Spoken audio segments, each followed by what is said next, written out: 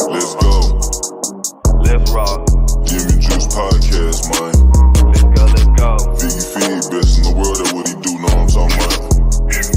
Ryan and Rockett, born and raised in the H-Town, Houston Texas.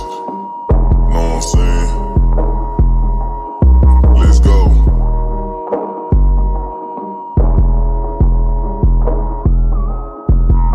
Let's go in the jacuzzi, smoking threats. I got my feet up.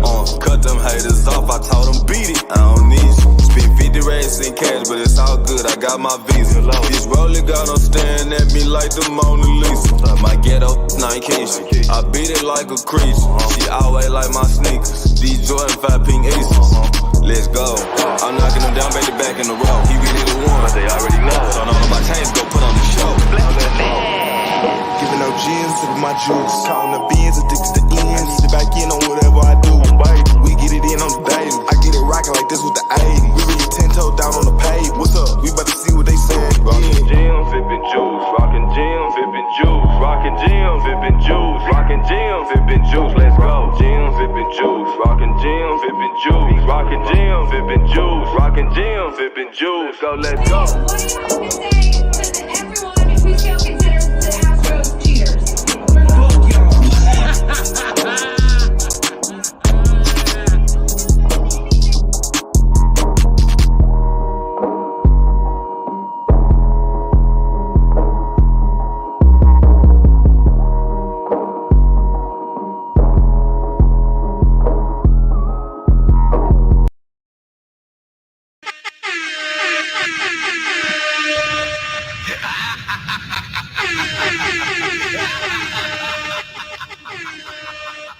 Yeah. Look, I'm getting a little teary-eyed watching that Astros footage after we just saw some bad Astros news, man. Luis Garcia out. Well, he needs Tommy John surgery, so he's going to be out for the season. Yeah, we were just talking before we hit the live button. We're like, well, it was a good run. Hey, man, I'll take those 2 championships. It was pure dominance, man, the past couple years. But, you know, I think look, until it's mid-season, I'm not going to count them out because I know we've done that before. Last year when they won a World Series, niggas ready to count them out. I remember. So it won't be until it's over. We'll wait until next year, until at least mid-season. Let them get 80 games in. And if they still ask, then we know it's over, at least for now. But I'm holding off. Yeah. Like I will hold off too because the Astros maybe they might make a couple moves, get some starting pitching or something like that. Maybe stuff can change, but man, like it was already questionable because Jose Altuve, hurt from the beginning of the year. Michael Brantley hurt. Just so many people are Alvarez in and out. So yeah, man, it's a struggle. If I would say this, if they can limp it to the playoffs a little bit, if they can sneak in, then I think they'll have a chance. Yeah. All they got to do is just get there. If they get there, I think they'd be a scary team. But right now, I'm a little worried, man. I just hope they can get there. Yeah, man, we'll see. There's still a lot of season left, a lot of games to be played. So we'll see. I'm not counting them out all the way, but it's not looking too good. Yeah. What up, y'all? See y'all in the chat. Diasha, what's up, girl? What's going on, girl? See you on YouTube. See Brad Spoon on the Facebook comments. What's going on, man? What's up? The Miguel coming with the hot takes already, man. I know, man. Miguel come in whenever he's mad in the loop. I've realized that. He's like, I can't get through on the call screen, so let me go to Jim the Juice podcast and get this off my chest. Yeah, what's up, man? I was out the past couple of days. So what they've been saying about CJ, man? It's like, look, I got to be honest.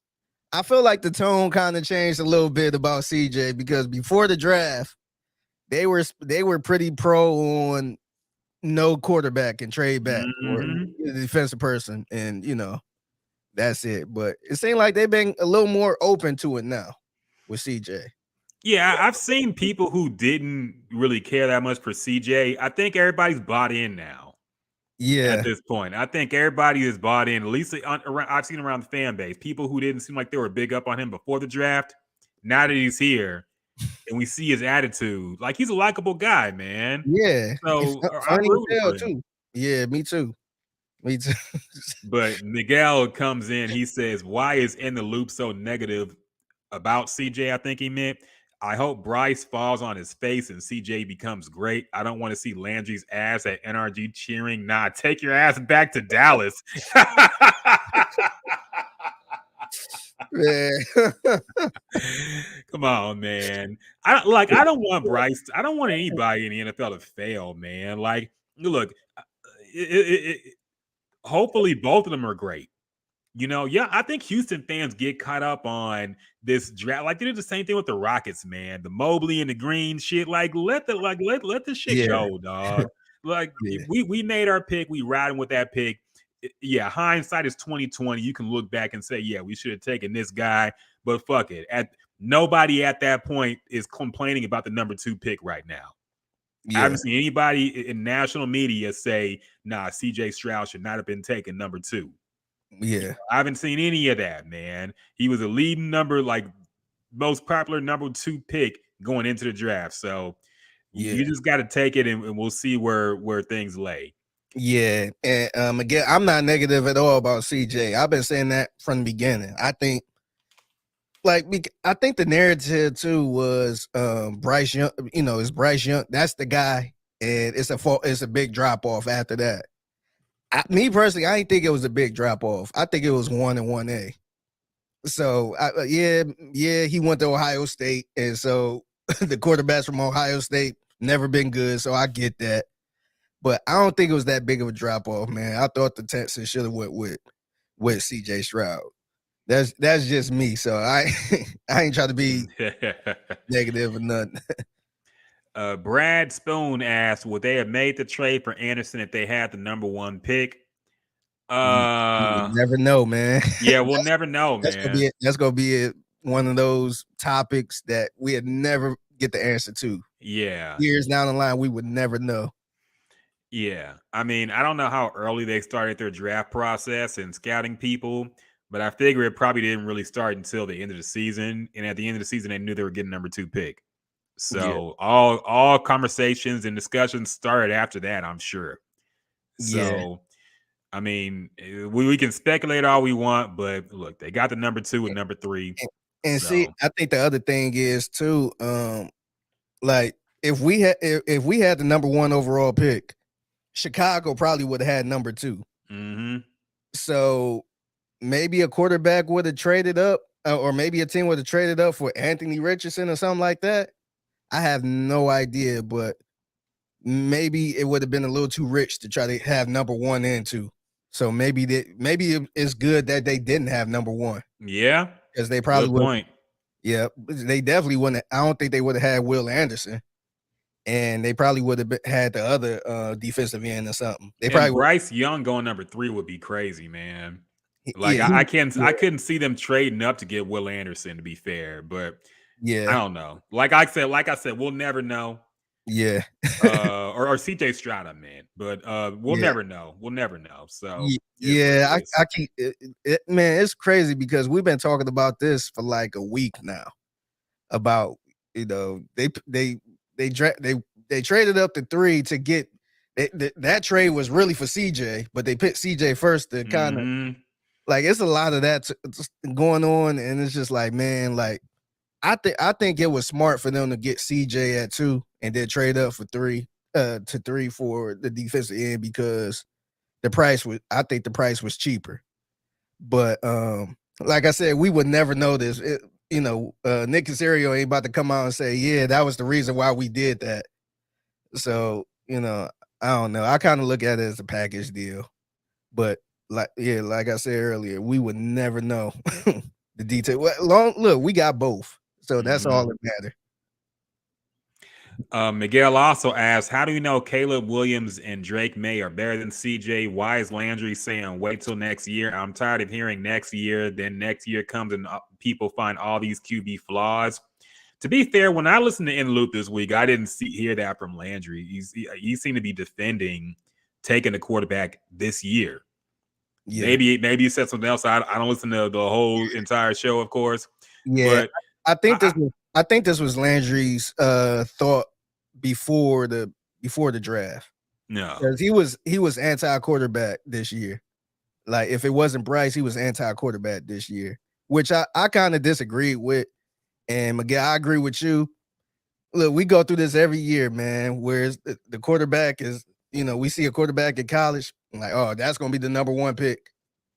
And sometimes it don't work like that, man. Like I was a Browns fan, and I remember people saying, "Hey, let's tank and try to get Sam Darnold." That that didn't really work out too good. And I kind of thought this way with this because Caleb, I think he'd be pretty good, but like, how do we know we're gonna get the number one overall pick again? I just didn't think so. And then their thought process was, hey, you got the access to trade up to get it. But I'm like, how you know you gonna get it? Like when if the Commanders had the number one overall pick, you think they just gonna trade that away? So yeah, I ain't agree with that part either. I thought if you wanted a quarterback, get him right now. So yeah. Yeah. No, we talked about this last podcast, man. I don't want to hear next year. I don't give a shit. We don't know what's going to happen next year. Like I said, this division is wide open to me. Everybody sucks in the AFC South. So it's up for grabs to me. So I'm like, fuck it. Try to win this year. Put the best product you can on the field this year and see how things shake out. That's how the NFL goes, man. NFL's not the NBA, man. There's no tanking for next year in the NFL. Every team has hope going into the next year of the NFL. Every team. Yeah. So it's not the NBA where you just know it's going to be ass or already tank for Victor before the season starts. Yeah. And plus, I felt like quarterback was a need. That was a big need. Mm-hmm. And if you didn't draft a quarterback in this draft, you didn't really address that need. And I think that would have been a red flag because the only thing they added to the quarterback position was Case Keenum. So to me, that would have been a red flag if they just passed up on a quarterback. Yeah, I agree. Yeah. So I mean, unless they was planning on trying to trade for Lamar Jackson or something like that. Yeah. I thought that would have been a red flag if they just went in and said, we good. It's also funny how he's acting like he was never even thinking about going to another team. Man, you tweet out the fact that you asked for a trade when nobody even know you put that in. Like, okay, nobody wanted you, so you like he's like the dude that broke up with his girl, then came back when he realized that he couldn't get nothing better. Yeah, let me try to hold on. He couldn't get nothing better. Like, girl, I would never. Mm-hmm. You're the one for me, girl. Okay, I would never date anybody else. Why you look so stressed out signing that contract too? I don't know, man. But yeah, that shit was funny. Timothy asked, what's y'all's prediction on the record this year? Like, people are saying W or wins, like that's like a big thing. I mean, 3-6 is not a huge jump, but it's better than what we have been. I will say I was listening to the afternoon show, and Clint said something like 10 wins. And I'm like, I'm not gonna go that far, dog. I understand people are excited, but come on, man. I will say I will take above 5. Okay. I think I want to say 5 to 8 is possible. Like, we don't know. Here's the thing, we don't fucking know anything. We don't know how fast these players will adjust. We don't know how fast CJ Stroud will be NFL ready. He could be Deshaun Watson. He could be Derek Willis. Like, we don't know what he's going to be, man. So, we just got to wait. Yeah, I was going to say about 5. But look, this the key, though. Like, I know 5 games ain't a lot of games. And, I think last year, they won 4? Did they win 4 last year? 4, something like that, 5. But Malik Willis, not Derek Willis. I don't know where I got Derek Willis. Malik Willis, yeah. Okay. Yeah. I think it will be I think around 5 or 6, but it would be like a real competitive 5 and 6. Not like last year where they was just getting their ass handed to them. I think it'd be like a good 5 wins, and those losses will probably be like heartbreak losses where they was in the game and, CJ Stroud might have fumbled or something. Hopefully that don't happen, but I think it would be like a real competitive 5-win team where you be like, damn, this team kind of got a future, or maybe 6. But I think because I've seen teams like that where they won 5-6 games, but it was like, damn, this team is this team is on the come up. Like the Detroit Lions, they were pretty good last year, but they barely missed the playoffs. I can see it. I can see a season like that.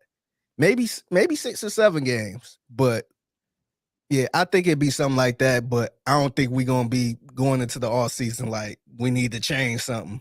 I think it'd be more about getting more talent and veterans on the team. Yeah. We'll see how things shake out, man. Derek, we talked about Luis Garcia having Tommy John surgery, and we had I'm not to the point where I'm pouring the 40 out for the Astros season yet, but I might be sprinkling a few drops, man. I ain't pouring the whole bottle out yet. Liquor. But pour out a little liquor. But I might be I'm getting close to tipping the 40, man. I'm kind of I would guess the Astros would probably have to make some moves at this point. Oh, they have to. Yeah, you got to. It's really not an option at this point if you want to compete. Yeah, they're gonna have to get some type of start. I don't know if they can afford to wait until like the trade deadline, but I feel like they're gonna have to make a couple moves so they could get it rolling. Yep. Who else? Armchair GM keyboard coach on YouTube asked, any chance any of these wide receivers can become a star wide receiver number 1? I mean, look, we don't know, man. I like Tank Dell. He's small, but he's explosive. Pause. And I don't know. We'll see, man. I don't know. See, I thought we would be done with this fucking speculation after the draft happened. And now it's just like, look, I know August is a long way away, but we just don't know until we see them on the field, man. They got a lot to go. They got a training camp. They got practices. I mean, these dudes fresh out of college, man. Let's just wait and see. But hopefully, look, I'm rooting for Tank, but we'll see, man. I don't know. Yeah, I can see what's his name? John Mechie. I can see John Mechie coming in and be like, oh shit, okay. Like this boy actually good because they did get him in the second round. So I can see him, if he come back, if he, totally healthy, I can see him doing some things. I can see Tank Dell. I don't know how much he gonna do or contribute, but I can see him doing something with special teams, punt returns and stuff like that. So, like you said, I have no idea, but it can't be worse than last year, man. That's all I'm gonna say. It can't be worse than last year. So I think fans got stuff to look forward to. I know the past couple years we didn't, but I think this year we definitely got something to look forward to. We got some young talent. That's the important thing. Yeah. Armchair says, man, they need to win enough for that pick to be out the top 12. I won't be able to tolerate all the see that trade was way overpriced. Look, man, no matter what, we always gonna look back with that 2020 hindsight and be like, see, we shouldn't have done that, or see, we should have did that. So I'm all for the Texans taking risks, man. Okay, fuck it. Like they won 3 games last year, dog. Fuck it, take the risk, man. We'll live with the outcome. Like, look, fucking the GM already done said if he fail again, he basically gonna be out. It seemed like he damn near had his bags packed to go back to New England at one point. So look, man, he knows his job is on the line, and there will be consequences if the risks don't pan out. But we'll see. But I do hope that they win enough that. Yeah, like you said, the pick wouldn't be like the 1 or 2. But, so we'll see. I do think. I think they'll be a lot better. And let's say the pick is like 3 or 4. If Will Anderson was pretty good during his rookie season, and CJ Stroud shows some promise where that could be your franchise quarterback moving forward, I'm perfectly fine with that. Mm-hmm. Because at one point you was gonna get one or the other. So I wouldn't really look into that too much if both of the rookies played good. Now, one of them was bad, then I'd be like, we probably, overpaid for that then. But if they're good, but the record just stinks, like I'm not too mad at that. Yeah, Miguel says that they said in the loop. I guess it's an in the loop shit, man. Come on, this is the Jim the Juice podcast. We don't answer for Landry and his hot takes, man. You gotta take these up with Landry, all right? Yeah, I feel bad because I felt like you got. I want to say you shouldn't on in the loop or nothing, but because these are your opinions. But I feel bad because they're not here to defend themselves a little bit. Yes. And I had I know some of the stuff they said, but man, you're gonna have to take it up with Landlock. You hit them up on Twitter at Landry Locker and at Lopez on Sports. And look, like everybody has their own opinions about the draft, man. And look, we'll know when we see the product on the field. Yeah. He says he's venting. Yeah, man. This is look. Man. We appreciate the love, man. We appreciate the love, man. Armchair. Look, y'all fans are distressed, man. That's one thing I've realized. Y'all Houston sports fans are just stressed out all the time over everything. Calm the fuck down, man. Okay. This shit really don't matter, okay? All right, if we being real, it's just sports, man. It's fun and entertaining, and I know it's fun to argue and debate, but some of y'all being a little your blood pressure getting a little too high over this shit, man, okay? These niggas making millions of dollars, all right? They'll be okay, no matter what. Like, I always go back to the LeBron quote, man. Whenever I get emotional about sports, I think of what he said when he lost to the Mavericks in 2011. He said, you got to go home and be yourself, Mr. Reporter asking me questions. You got to go home and live your regular life. And I'm LeBron James. I'm fucking going on my $1 million mansion and shit. He didn't say that technically. That's what he meant. That's what he wanted to say. And that's what I think every time I get upset about sports, man. I'm like, okay, I'm working my fucking 9 to 5. These motherfuckers out here living the life, man. So whatever. Or you got to be like Giannis and say, hey, this is not a failure. This is steps towards success, man. Yep. Remember that, okay? There's no failure in sports. Michael Jordan didn't win the championship every single year. Armchair says, if Harden comes back to the Rockets, all 3 teams will finally be relevant again. Do y'all still want Harden back here, man? I know he's doing good for the 76ers right now, but do you think that the team would be automatically relevant? I guess nationally they talk about it more, but this roster needs serious rebuilding, man. You can't just bring Harden in and have them in the playoffs. Yeah. All right. The defense, the biggest problem with the team is defense. I see. Motherfuckers scoring 100 and losing by 50. Like there are issues with the team that go beyond just needing another score. So I don't know, man. I don't know. I am intrigued to see if Harden do come back. I don't know if he's gonna come back, but if he do come back, him with Udoka. Mm-hmm. I would like to see how that will work and possibly maybe bring in somebody else because I think they're gonna spend some money this year. Yeah. So I would like to see that. I don't know about playoffs because I don't think it's that easy in the NBA to sign a couple people unless it's like LeBron and Chris Bosh. I don't think it's that easy to just jump into the playoff competition like that. But I can see this team being up and coming and fun if they do what I think they're gonna do and sign some people. Miguel says, I'll be real. I'm a season ticket holder. I'm trying to sell my tickets. Trey Lance ain't selling shit. What? I mean, why you? I'm like, let's at least see how the team plays, man. Like, like at least see how things shake up. What Trey Lance got to do with this? Yeah, I was confused by that. Do you think they were going to bring in Trey Lance? I don't know. And don't sell them yet, man. You got some stuff to see. If you done hung on this long, this like should you be the final in it straw. for the long run, man. Yeah, this should be the final straw, man. Yeah, you got Will Anderson, you got CJ Stroud. You still remember you got Stingley. You got some people, man. So I think if you don't hung on through this, look, there's never been like a really great Texans season. Okay, if we're being real. So if you don't hung on this long, just keep your season tickets, man. You can sell the per games, but I mean, if it sounds like you locked in. So at least there's a future where we don't know what's going to happen right now. We couldn't say that about last year. Yeah. Armchair says we got spoiled when all three teams used to be good. Miguel, I'll take them tickets. Yeah. Yeah, no, we definitely, I think we took it for granted, man.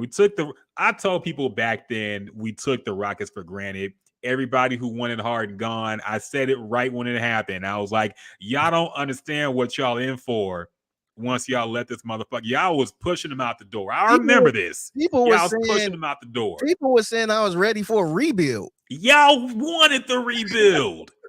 I'm excited with this young core with Kevin Porter Jr. and fucking Jalen Green. Let's get the picks and rebuild. It's time for y'all y'all were excited for the rebuild. 2 years into the rebuild, we want Harden back. I remember that, man. I remember vividly. So, the people, we definitely did take for granted when all teams will be in the playoffs in some form or fashion, because it was always fire such and such can't coach. We need better players. And now look, we only got one relevant team in Houston sports, and we're desperate. Yeah. It says Petrie had a badass rookie season. Yeah, man, there's things to be excited about with this with the second years coming on, man. Mm-hmm. Miguel says rebuild, but not with Steven Silas. Yeah, look, to be fair, he didn't expect that roster. So look, I will shoot Steven Silas some bail. I don't think he expected to have this fucking 19, 20-year-olds all on his roster, man. He wanted Harden and Westbrook, but whatever. Anyway. All right, did y'all get y'all hot takes in, man? Did y'all we cover a lot of sports shit? Yeah, we covered our sports for the day. Shout out to y'all too, man. We appreciate y'all tuning in. We appreciate the love, man. We appreciate the love, even if it's venting about what you heard Landry say on In the Loop. We gonna have to bring Landry in here once, just for he needs to, dog. If he just has to defend himself, okay? Because he's probably gonna want to get on and talk about hip hop. I'm like, no. Miguel got a bone to pick, okay? Yep. We're gonna be like, hey, like we ain't bring you on for the music takes. we need you to defend yourself on what you've been saying all week. Yes. on your show. This is the In the Loop fans come on our podcast to vent, and we need somebody who actually says this shit to answer for it. Yeah. So Miguel says he be in the locker room, he don't answer. Yeah, the locker room is Landry's show. Yeah, and like I said, we talked about this before. Sometimes it's hard to get viewer commentary in on your podcast, or whatever show you're doing. And let's be real, he be having a lot of people on his. Yep. Like he doing this thing, man. Make sure y'all subscribe to the locker room too. He got daily content, some real good stuff. But he be having a lot of people in the comments. So, yeah, I'm sure he ain't trying to just ignore you, Miguel. Yes. But he be having a lot of people in there. So, Yep. Shout out to Landry. Yeah. So anyway, that being said, and that being done, we have a lot to break down and talk about this week, man. First off, what you been up to, Figgy? What's been going down in Figgy world? Man, so like I said earlier, talking to Miguel, I've been off the show for the last 3 days because I was up in Dallas. Speaking of Landry, I was up in his neck of the woods, man. I went to his hood, man. I went to Grapevine. Yeah. I was up in Grapevine for the past couple of days working event, and that was my first time up in the DF Dub. So yeah, I've been doing that the past couple of days. But the week been going pretty good, man. Been going pretty good. Okay. Yeah, same here, man. No complaints, just grinding, doing the damn thing. You know how it go. Getting ready for this bullshit Mother's Day, man. When is Mother's Day? Is that next week? Yep, next week. 14th, man. Gotta get prepared, man. I know your mama wants something good from you. Yeah, I regret, like, I went all out for my mother's birthday. She turned 60. So I got her like some fucking Louboutins. Like I got some high-end designer shit, man. And now she wants that for like everything now. She's like, oh, you damn, can give me designer again now. She's like, oh, you damn, give me designer again. I saw this Louis bag I want. Like, nah, that was a 60th birthday thing. My pockets ain't that deep. But yeah, you know how it goes, man. Yeah. So gotta prepare for that shit, man. Women just get so many holidays. This is And ridiculous. it's crazy, man.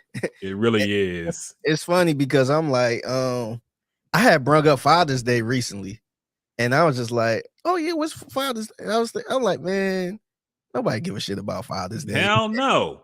The day we be sitting there, oh yeah, that's Father's Day. Happy Father's Day, man. And thanks. And that's it. Mother's Day, you get like a 3-month warning. Say, hey guys, Mother's Day coming up. K's Jewelers. It's like, dang. Yeah, and then she get all depressed if it's not like fancy or enough effort put into it. Yeah. It's like same thing with Valentine's Day, same thing. Oh yeah, these women, I'm getting sick of it, man. Too much to keep. And a birthday, you got to go all out too. So, birthday, anniversary, and my point, anniversary, birthday, Valentine's Day, Christmas. It's weird because in my situation, it's like all spread apart. So like February, Valentine's Day, obviously. And then April is her birthday. So I gotta do something for her birthday. And then I get kind of a little gap. And then boom, September 1st, anniversary. And then you got we celebrate. We don't really celebrate it like that, but it's a holiday that's very popular in Cleveland called Sweetest Day. And it's supposed to be like the male Valentine's Day. It's supposed to be for guys, but it's really not. No, of course not. So it's like, oh, we get both celebrated type thing.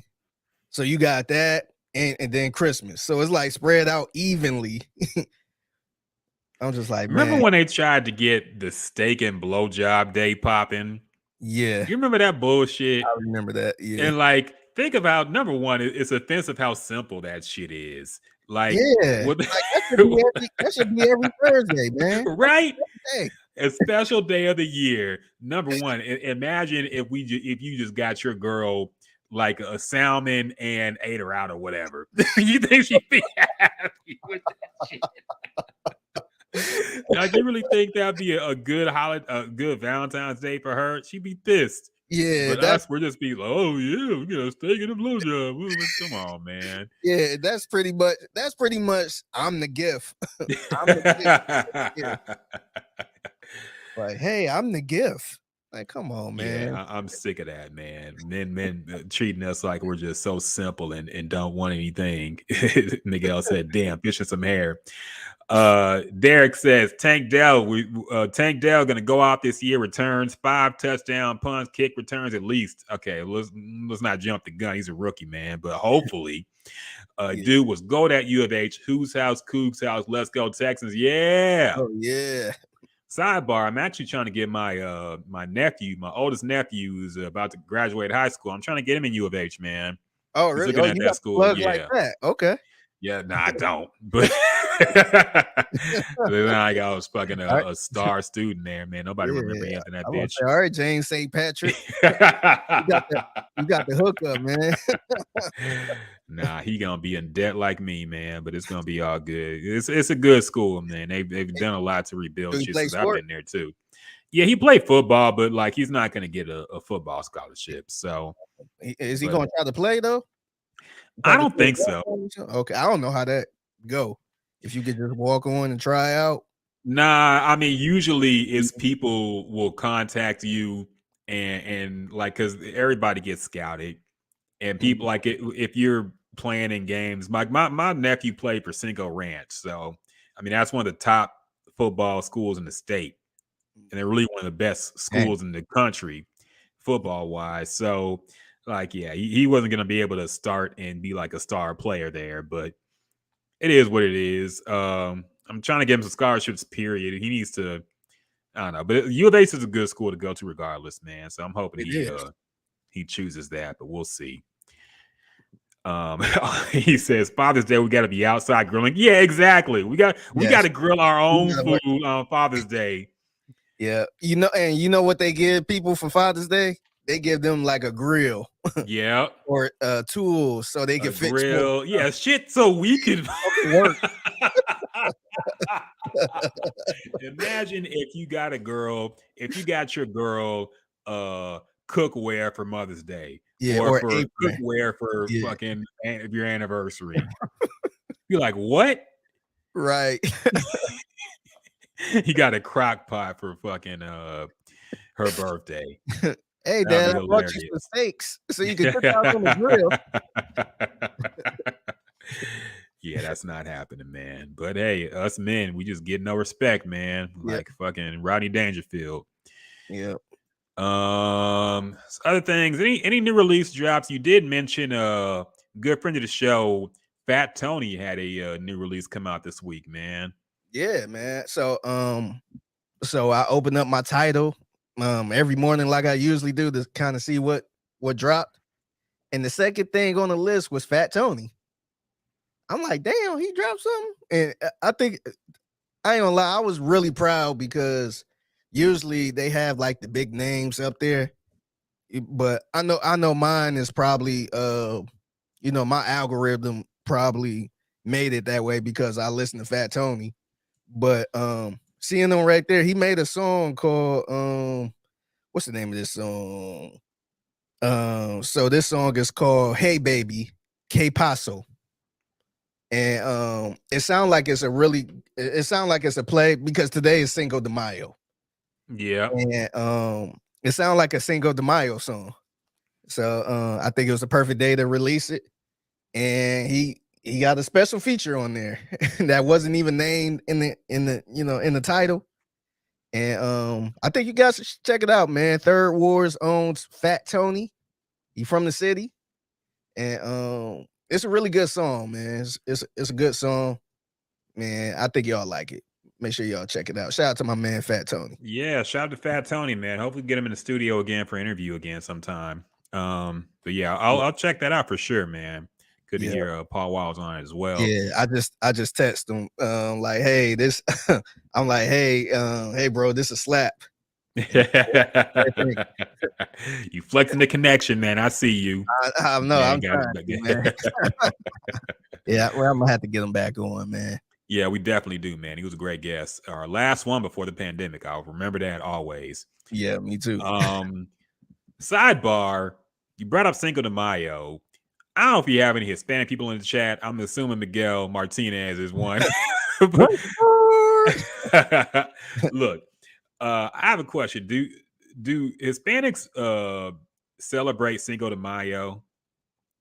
Because I feel like it's been just gentrified by like white people, man. Let's be honest.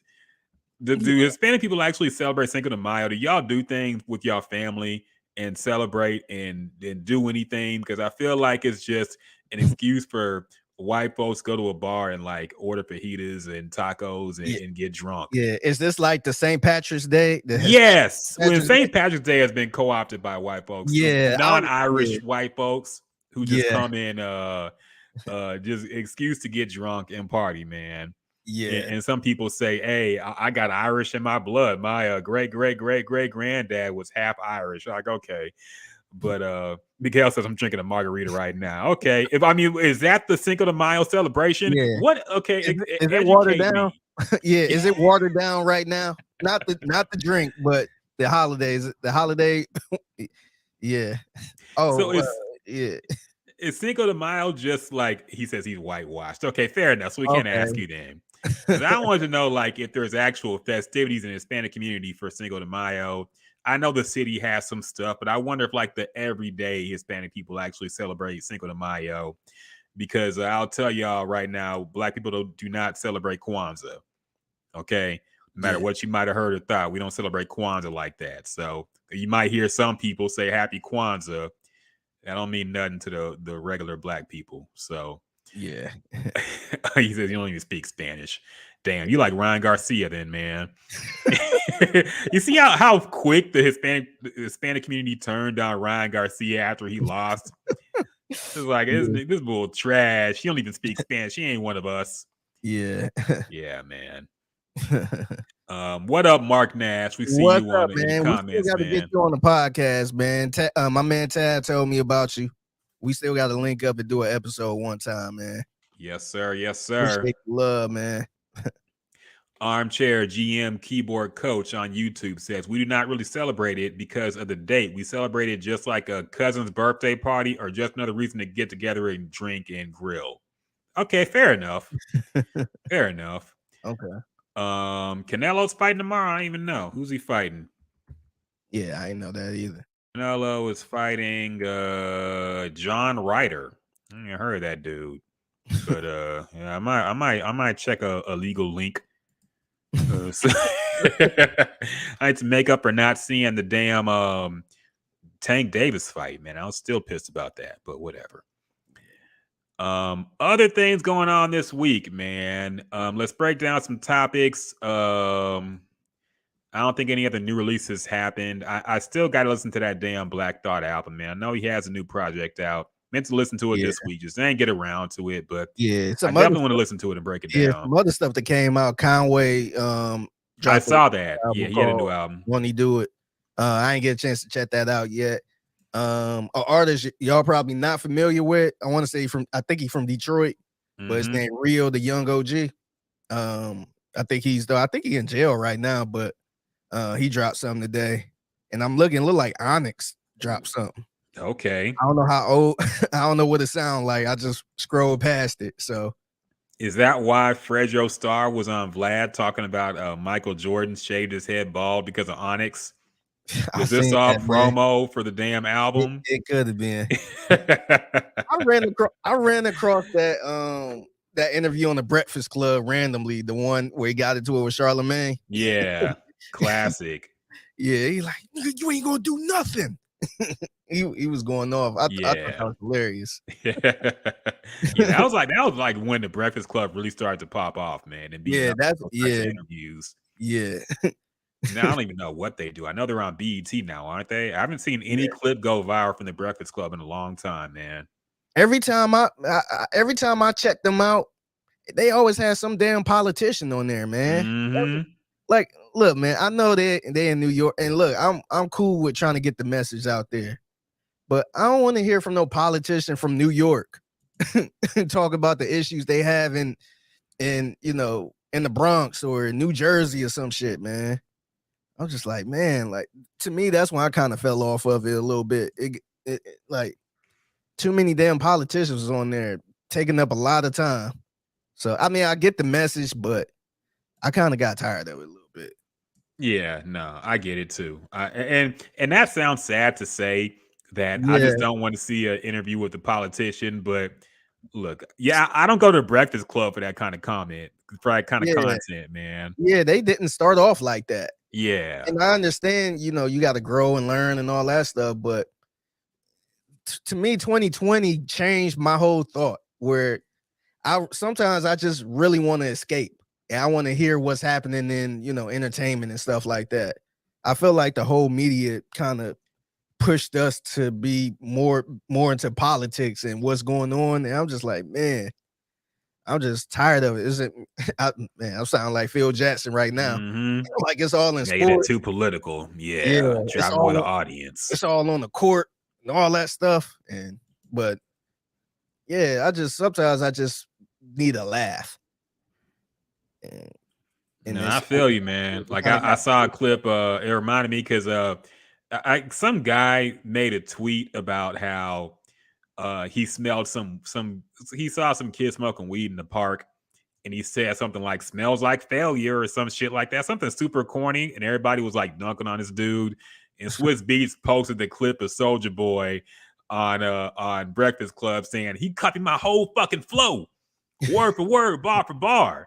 And I'm like, I miss that Breakfast Club, man. I miss that type of shit. That was one of the funniest interviews of all time. The Soulja Boy interview with him in that fucking Gucci headband, just talking shit about everybody, man. I miss that Breakfast Club. Drake, yeah, that shit was hilarious. I haven't seen an interview from them in a long time where I'm like, I gotta watch this. Yep. It's crazy because that's one of the reasons I got into radio was because of them. Yeah, part of the reason we started this podcast, man. Like we wanted something where we talked about shit we actually cared about. But Yeah. I don't know, man. It's different now.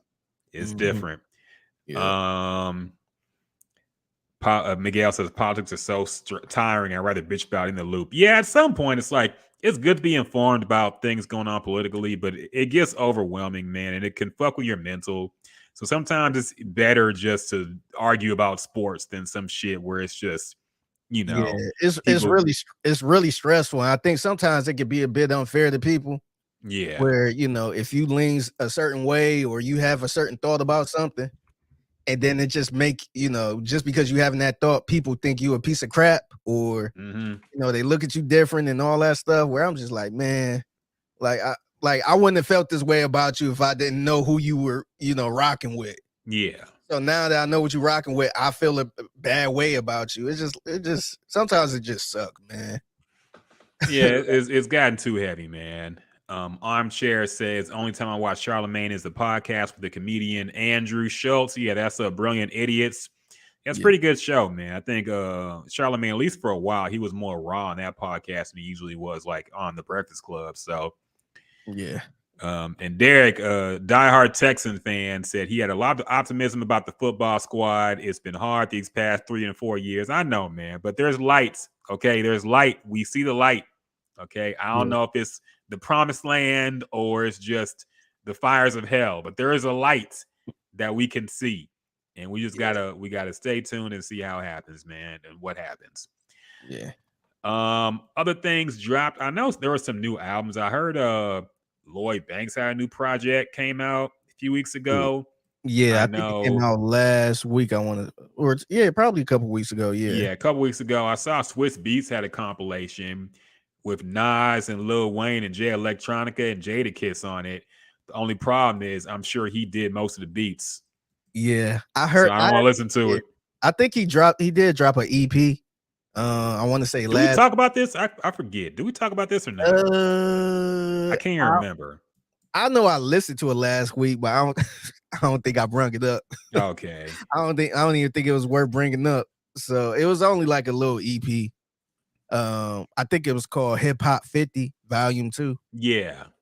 So he had a couple songs one song with Nas. He had a song with Lil Wayne. He had the Jadakiss, Benny the Butcher song. He had a couple joints on there, but it's crazy. I don't think it was really worth it, man. Yeah. I really wasn't a fan of it. Yeah, Swiss Beats. And that's all I had to hear is that he was involved and I didn't want to listen to it. Just other things that happened. Let's get into some topics, man. Some of the things that went down this week in hip hop and culture and whatnot. We can break it down, discuss. And I guess we can start off with this the court case. We can talk about Ed Sheeran versus the Marvin Gaye. I don't even say it wasn't the Marvin Gaye estate. I was confused about that. Yeah. I think it was one of the writers of what song was it? What's going on? Yeah, it was a writer. One of the writers of What's Going On sued Eric Sheeran for one of his songs that sounded similar. So it kind of it harkens back to the Marvin who was that fucking the T.I. and Blurred Lines with Robin. The Blurred Lines. Robin Thicke, Pharrell, and the T.I. Yeah, Robin Thicke and I'm blanking on some names, man. It was a Blurred Lines lawsuit versus the Marvin Gaye estate. The Marvin Gaye estate actually won that lawsuit, and I think everybody assumed they were just getting money hungry and wanted to sue everybody for every song that sounded like a Marvin Gaye song. But I guess there was a lawsuit with Ed Sheeran in this, and Ed Sheeran actually won the lawsuit. Yeah, it was interesting too because I don't know if you heard his song before. You probably did. Yeah, I did. It's called Thinking Out Loud, by the way. Yeah, and I ain't gonna lie. When I first heard this song, I'm just like, okay, he just sampled Marvin Gaye. I thought it was just doing a play on Marvin Gaye. And so in my mind, I'm thinking like, oh, I know he got clearance for this because I know like there's no way he just jacked this song. And come to find out, when I seen the lawsuit, I'm like, damn. So he didn't get permission for this. And I don't know if he tweeted or made a statement or a comment or something like that. He said if he lose this, he's never doing music again. Yeah, he said he's gonna quit music.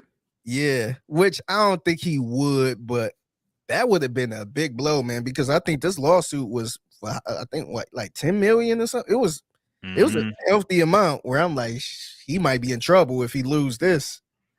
But dog, I was super surprised that he won this. Yeah, because this sounds just like what's going on, man. like I was shocked. So I think this sound more like a Marvin Gaye sample than Blurred Lines. Blurred Lines, and I think Blurred Lines sound like the other song too from Marvin Gaye, but this one really sound like I thought he got permission. Yeah, and he even did a performance where he like mashed the two together. So really? yeah. Damn. In a live performance. So yeah, I'm kind of surprised that the Blurred Lines lawsuit went the way it did. But then again, it's different juries. So one jury can feel one way, the other one can feel another way. That's why these music lawsuits are dicey, man. Yeah. But yeah, so I don't know. I don't really have any thoughts about it necessarily. I don't really care about Ed Sheeran quitting music or not. If he lost the lawsuit, but I know a lot of people have been in the music industry have been worried about this because, I mean, a lot of songs sound the same, man. Okay, there's only so many like melodies we can create, and once you start getting to songs sounding the same, that's a lot of songs, man. If you really want to break that down, it's really tricky because, like, who knew you could just either copyright a certain melody? I know you can in certain cases, but it's like, damn, if everybody copyright their melody, then what else can we make? And I felt like that's what Marvin Gaye estate been kind of doing to people, where if the song sound inspired by it, then that's ours. We could take all of your money from that. And that, to me, that was a bit of an issue because it's like, damn, so you can't even be inspired. Like, I understand stealing. I understand just jacking something, but to me, the Blurred Lines, it definitely was inspired by the Marvin Gaye song. But I felt so bad that they lost that, because that sound from that song it's Pharrell's sound. Mm-hmm. Like, Pharrell got a lot of songs that kind of sound like that with the instruments and stuff, but the lyrics wasn't the same, and it just had the same feel. And they lost, and that kind of ended Robin Thicke's career. So, well, I mean, to be fair, there's a lot of things that ended his career. Yeah, he was heavy into drugs and shit. Yeah, but I do think that was kind of the straw that broke the camel back a little bit. Yeah, once he lost that, then I felt like he wasn't the same since. Yeah, but yeah, it's tricky. It's got, I mean, it's I'm glad Ed Sheeran won this, man, because if he would have lost this, man, it would be crazy, with all of these people suing these artists because of, a song sounds similar to what I did or something like that. So for clarification, the plaintiff in this case was Catherine Griffin Townsend, who is the daughter of Ed Townsend, who co-wrote "Let's Get It On" with Marvin Gaye. So it wasn't actually it was the estate of the writer of this song. Okay, but so not Marvin Gaye's estate. Okay. And it's why people got to look up things, man, because I feel like the Marvin Gaye, and I don't know if they inspired this lawsuit or not. I have no idea if they had anything to do with it, but I think I've seen everybody get mad at them like this was their call or this was their lawsuit, and it's like, y'all got to read, because I didn't even know this until I looked it up, man. So y'all got to make sure you're informed with the facts before you get out your hot takes shitting on the man's family, because this was a separate lawsuit by somebody else. But Yeah, so score one for the creatives, I guess. We'll see if there's any more of these lawsuits that pop up for songs that sound alike, because I feel like everything sounds alike at this point. But Yeah. I don't know, man. We'll see. Other things that happened this week. Let's talk about some NBA playoffs, man. And Armchair asked what you got going on in the background of the TV. That's that Star Wars Jedi game, isn't it? Yep, it is the newest one. I forgot the name of it, but yep, It's I got Jedi it. Survivor, I think. Something like that. Yep, that's it. I think that's it. Yeah, Figgy ain't a Star Wars guy, man. I was a big Star Wars guy until like I don't know, like 5 years ago. I stopped giving a shit. Yeah, Star Wars Jedi Survivor. Yes. Yep. Sidebar. I'm getting this May the 4th shit. Like, I'm getting sick of Star Wars. You're more of a Star Wars person than I am. Yes. But it's just every year I'm like, can y'all stop forcing this thing, man? Every year I got to see some stupid ass fucking articles about Star Wars, and it's like, man, this movie came out in 1977. Okay, can we move on as a culture and company? Can we have something new? Can we do some new sci-fi? Did you see that Star Wars house in Houston? The Darth Vader house thing? Yeah, I saw that. Yeah. I ride past it every day going to work. I kind of want to go in there and just kind of look around just to see. Like, I know it's not like Star Wars inside the house, but just the house looked dope as hell, man. I used to ride past the house all the time and did not know what it was. I thought it was like a church or a museum or something. And it wasn't until I seen the article, I'm like, damn, that's a Darth Vader house. I thought that was kind of fly. Yeah. And I think that last time I checked, the house was only like $3 million. It was kind of low. And I'm guessing that's probably why, because they made it a damn Star Wars house. So I think it still might be on the market too. Yeah. Only 3 million too, man. That's fucking stack up a little bit and that could be yours. I would buy it and turn it into like a Star Wars museum. Oh yeah, and I charge people to get in because I guess fans will pay anything. Because I know they at Disney World, I think it was Disney World, they had a whole like Star Wars resort thing where it was ridiculously expensive, and it's like you stay in this Star Wars hotel or whatever, and it's like everybody there is dressed like Star Wars people, and you have little Star Wars things you do in there, and it's so stupid. And people who reviewed it said it was like completely pointless. It was just you're stuck in like a cave, basically. You know, you're not even outside. You're just stuck in this little spaceship thing, and everybody's acting like fucking. I don't know. This looks stupid, man. But fans will pay a lot for experience like that. So I don't know. I can't call it. Miguel asked, any thoughts on a Halsey A-Liv breakup? I'll be honest, I didn't know about that. I know who. Is it Halsey? Halsey. I don't even know how you say her name. I know who she is. I don't know who that guy is. A-Liv, Aiden. I don't know that guy. Yeah. I don't know. So I'm sorry, but I can't comment. But yeah.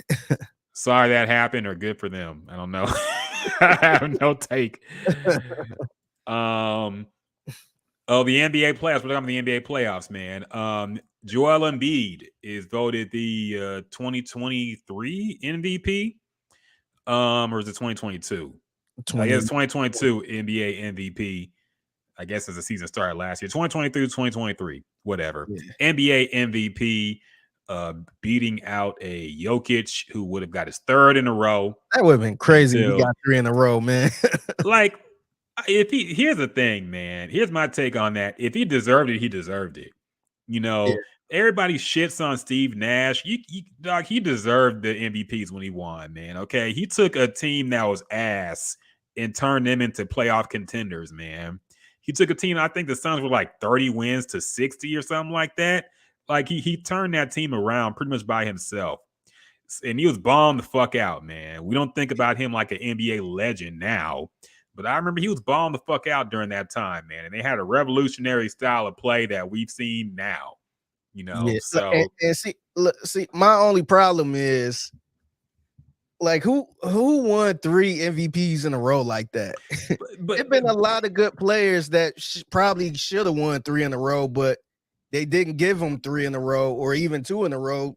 To you know how the NBA is. yeah. Like Michael Jordan probably would have won it every year if Mm-hmm. they had the chance, but they tried to spread it around a little bit.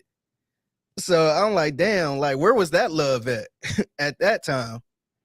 So that's my only issue, man. If like where is that Jordan rule at this point for Jokic? It seemed like before, like even with LeBron, like it was a couple times where LeBron probably could have won it 3 or 4 years in a row. Mm-hmm. But you can tell they trying to, be fair and give it to somebody else. They bring all these criterias to, I guess get other people a chance to win it, which is cool. I'm fine with it. Like I think we get tired of people winning it every single year if they win it 3 or 4 times in a row. But that would have been my only beef. Like I do think he deserved to be there, but like where was that love at when Michael Jordan was probably the best thing in sports history? Like, but I mean, here's the thing: Jokic this year. I mean, the Nuggets were the number 1 seed, and the argument used to be the best player on the best team. Was Michael Jordan the best?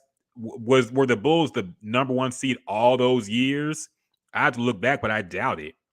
And that was the criteria: the best player on the best team for a while. It seemed like, and I think this year, if the fucking best team is the Nuggets, Jokic probably should have won it.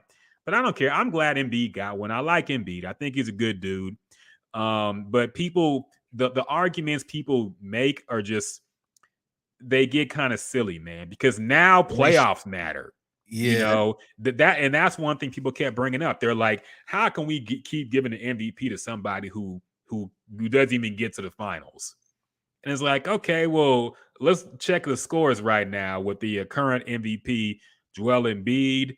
The series is tied 1-1. The Celtics are up 192 in the fourth quarter with 5 minutes left.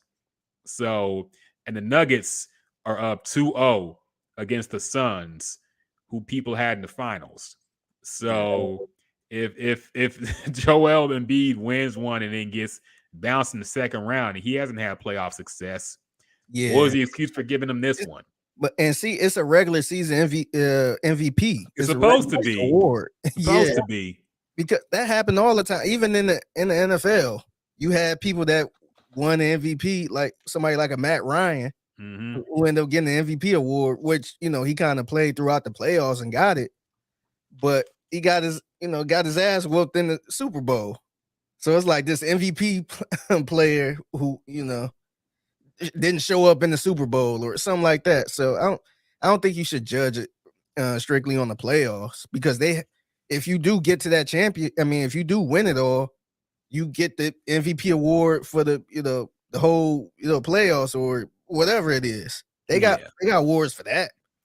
So I think it should be strictly for the regular season, no matter what the team do.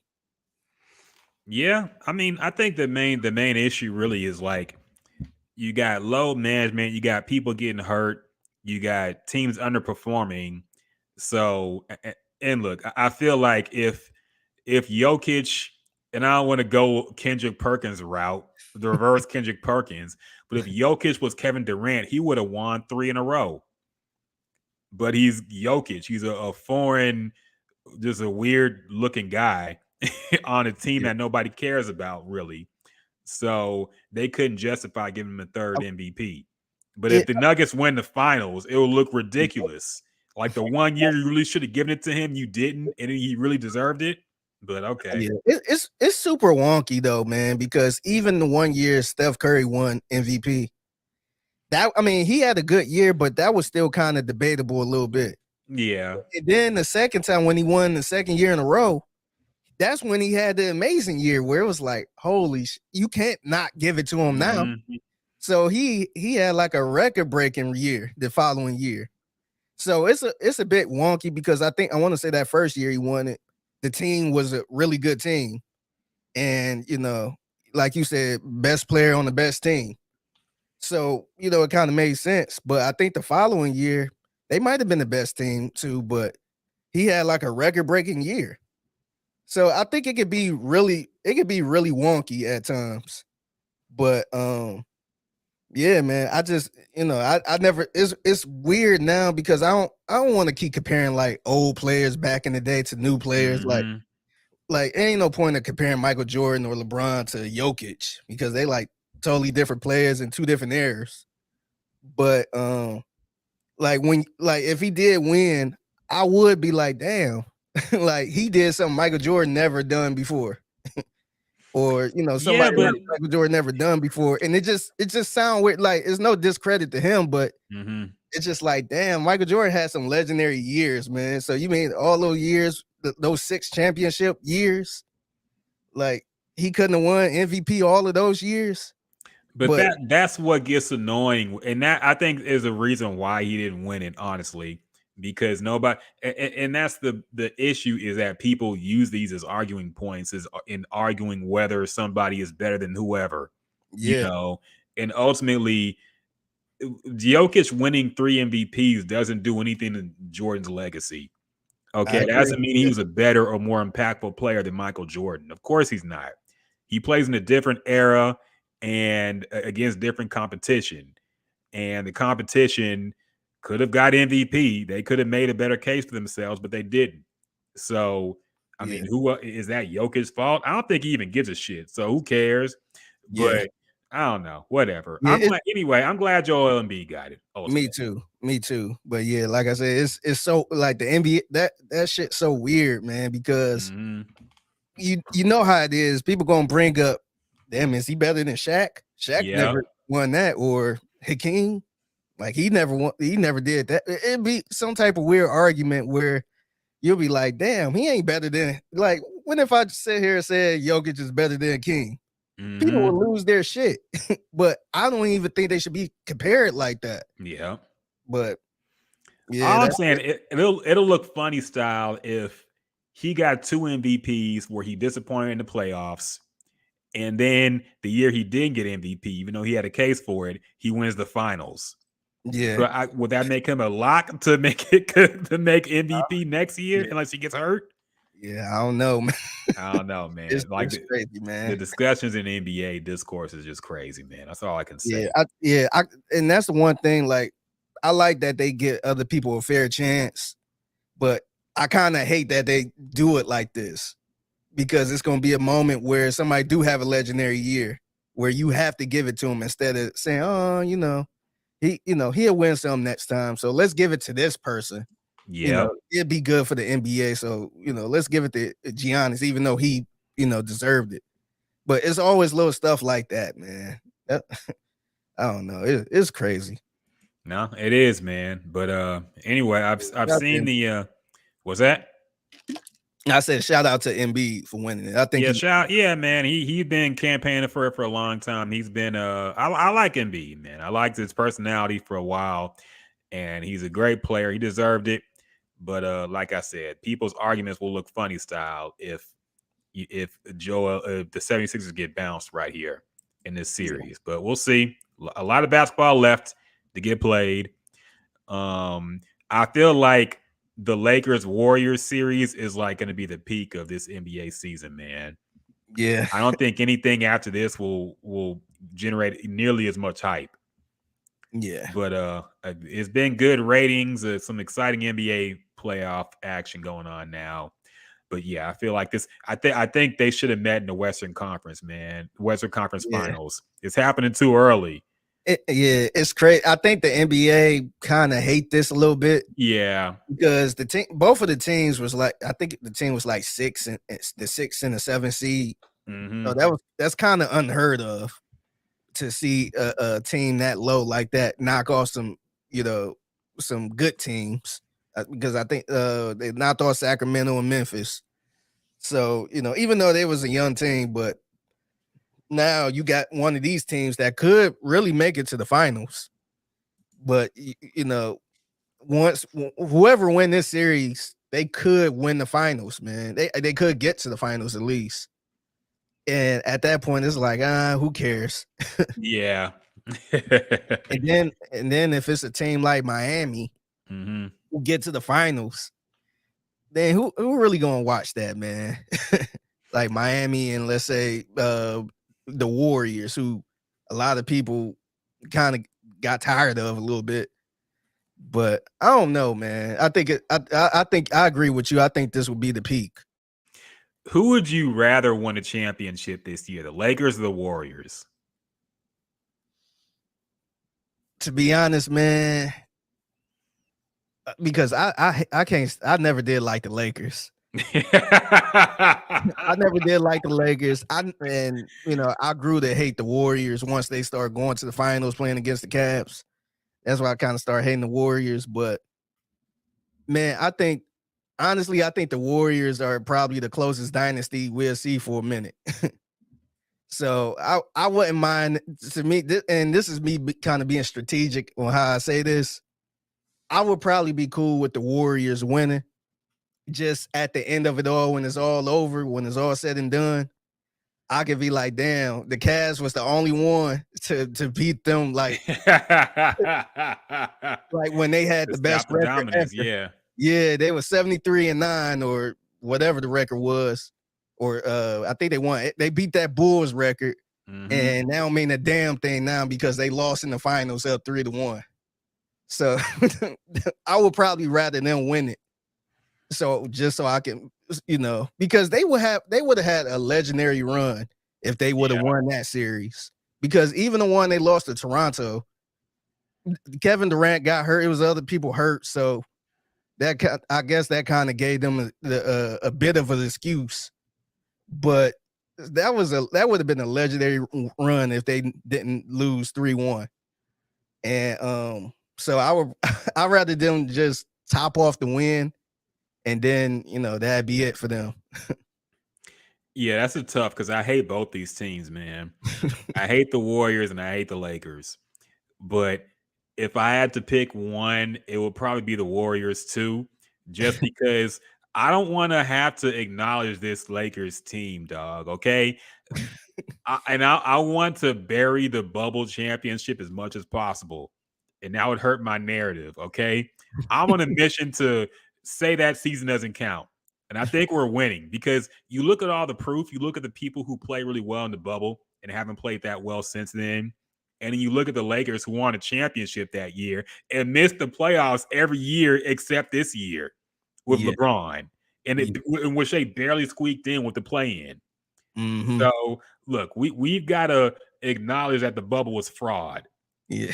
And that would hurt my argument if the Lakers won the championship this year.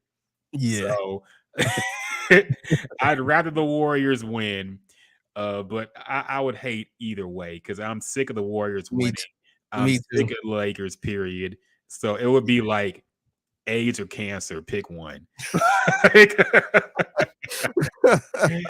don't know, man. I just don't want to see either, but who knows? Yeah, who would you rather? Who do you want to see win it all, like this year? I think it's time for the Celtics, man. I think it's time for the Celtics. They've been on the verge for a while. I think this team I would like to see them win it. Of course, Joel and James Harden. It would actually, no, I have to take that back. I can't see James Harden win a championship outside of Houston, man. I can't support that. Actually, cannot support that. I have to think about that. I never even thought about that. Would I be okay with James Harden winning a championship outside of Houston? I don't even know how I feel about that. I got to process my thoughts. I would be okay if James Harden won, but I kind of don't like Philly, man. I don't like the Philly sports town, man. Like, look, man, I was already not really dealing with, but just Eagle fans in general.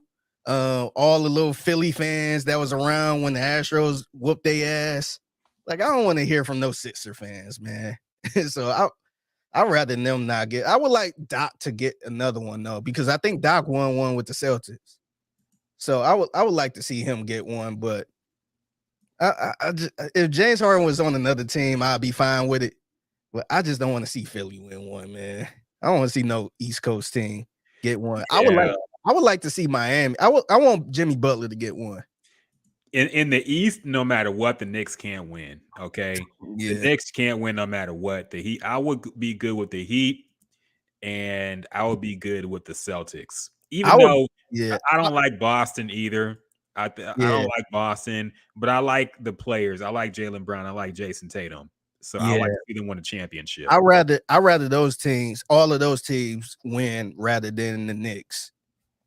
Like I don't know, man. Like I would have to turn off ESPN, man. Oh, the New York dick riding in ESPN is just ridiculous, man. You already got the loudest voices like Stephen A. Smith being super Knick fans and all that. I'd rather them just stay in purgatory forever. Okay, I don't want to see them be good, dog. Yeah, and the one thing I hate about the Knicks, and it's funny because I was a Carmelo Anthony fan, so I was low key a bandwagon Knicks fan because of Carmelo and Amari Stoudemire. But I like what people pump up the Garden so much. Yes. Oh, it's so legend. I'm like, man, people opponents go there and have legendary games. Like, why are we sitting here pumping this up like it's the Garden or something? Oh, not the Garden, but the like we playing in Boston or something. Boston called the Garden, right? Oh, yeah, that's the Garden. Boston is the Garden. Yeah. That's the Garden. So no, New York is Madison Square Garden. Boston's a Garden too, but I think they're called something else now, aren't they? Yeah, I think they call it something else. Yeah, but like we acting like we sitting here talking about Staples Center or something like that. Yeah. And people, the Mecca and all this other stuff. Oh, the Boston is a TD Garden. Okay. So, okay. Yeah, but anyway, yeah, we had like we sitting there talking about the legendary matches in Boston or LA or something. It's just like, man, come on, man. Like people go to New York and ball out. It's like, why are we sitting here acting like, oh yeah, they got to come to the Garden? Like the Garden ain't no tough place to play. You're right. They act like it's Rucker Park or something, man. Yeah, like that's the stuff that pisses me off with that. Like, come on, man. Like, number one, they done priced all the poor folks out of the Garden, period. So it's nothing but like a rich hipsters. Yes, rich hipsters. Yeah. So yeah, that's the thing that pisses me off about New York. Like they want to have this mystique aura. Like everything's just more important. I kept hearing people for years say the NBA is better when the Knicks are good. And it's like they've had the biggest years of growth when they've been the worst team, arguably, in the NBA. Yeah. Like nobody cares about New York teams like that, man, outside of New York. Okay. Yeah. But they act like they're just so important and the sports world revolves around them, despite none of the teams are very good. You know who they act like they're the Lakers. Yes. I feel like look, I gotta give it to I hate the Lakers, but they act like when you go all over the country, you see a lot of random Laker fans that never been to LA or never lived in LA, anything like that, but they're Laker fans. Which I think is kind of crazy, but whatever. It's cool. But how many Knicks fans do you see randomly like that? Like, dog, like you see a lot of Cowboy fans all over the damn world, to be honest. But you don't see no Knicks fans like that. So I think it's BS. They pretty much, I want to say they're a local product, and they try to make it like it's just worldwide and everybody care about them. It's like, no, get out of here, man. This ain't down Yankee Stadium or the stadium in Boston and nothing like that. Get the hell out of here. Yeah. No, the Knicks stuff is just annoying, man. And then they when Carmelo showed up at the game, number one, I wondered, Carmelo's gonna be in a Hall of Fame. Yeah. Who's gonna retire his jersey? I think he, to me, to be honest, I kind of see him as a Knick because he was. They were never really good with him. He had his best years in Denver, and they're not going to retire him. Yeah, so, I don't think he played that long enough for them to retire his jersey. I don't think they got that far with him, to be honest. I think they was good, but he kind of got out of there real quick. And to be honest, I think it would be New York, man, because I think it makes sense because he a New Yorker. Mm-hmm. and he played there. That was probably some of the last time they were. That was probably the last time they were good or somewhat good. So I think they gonna retire it, man. Cause shit, who else they got to retire? I don't think they got anybody else that could, just retire their jersey like that. So I think it will be New York. Yeah, I guess, man. But it's not like that's look. I feel like the New York players who've been retired, the Knicks players who've been retired, are like some of the all-time greats. And Carmelo's career, like, does it As a Knick, belong up there with them, man? You gonna put that fucking jersey next to Patrick Ewing? Really? I don't know, man. Yeah. Miguel asked, you see him with the cornrows or fade? My picture, what I think of Carmelo is like that look he had on the Stop Snitching DVD with the cornrows and the extra large tee. And he got in trouble for that. I remember that. There was some issues with the NBA as he appeared on that Stop Snitching, Stop Lying DVD or whatever the fuck it was. And niggas in Baltimore were talking mad shit. So, yeah, I don't know, man. But, yeah, I don't know. Carmelo's career is just funny to me. It's like... Yeah. I think if you show his career, his stats and all that stuff, you'd be like, damn, like, because I want to say close, if not top 10 in scoring, which is kind of wild. Like, damn, he really, like, he got up there quick. But, some people might look at it as kind of disappointing a little bit because remember, he came in the league and it was like him versus LeBron. It was going to be the next Larry Bird versus Magic. Yep. And I think Carmelo had a respectable year. No, I wouldn't even say respect. I think it was good. I think it was a good career. But LeBron was just so great that it kind of pushed them to the back. So I don't know. I've looked up some stats. Carmelo Anthony won 7 playoff games with the Knicks. They gonna retire that jersey? I mean, it's hard not to, man. If he make it to the 7 playoff games, if he get into the Hall of Fame, man, it would be hard not to do it. I don't know. That's tough, man. Come on, man. He won 7 playoff games, and they gonna hang that up in the rafters. What about his career in New York was special? Like, what about it deserved a retirement? Yeah. I understand people like Carmelo. Yeah. But I think it would be, I think if he was born in LA or something, I don't know if they would retire his jersey like that.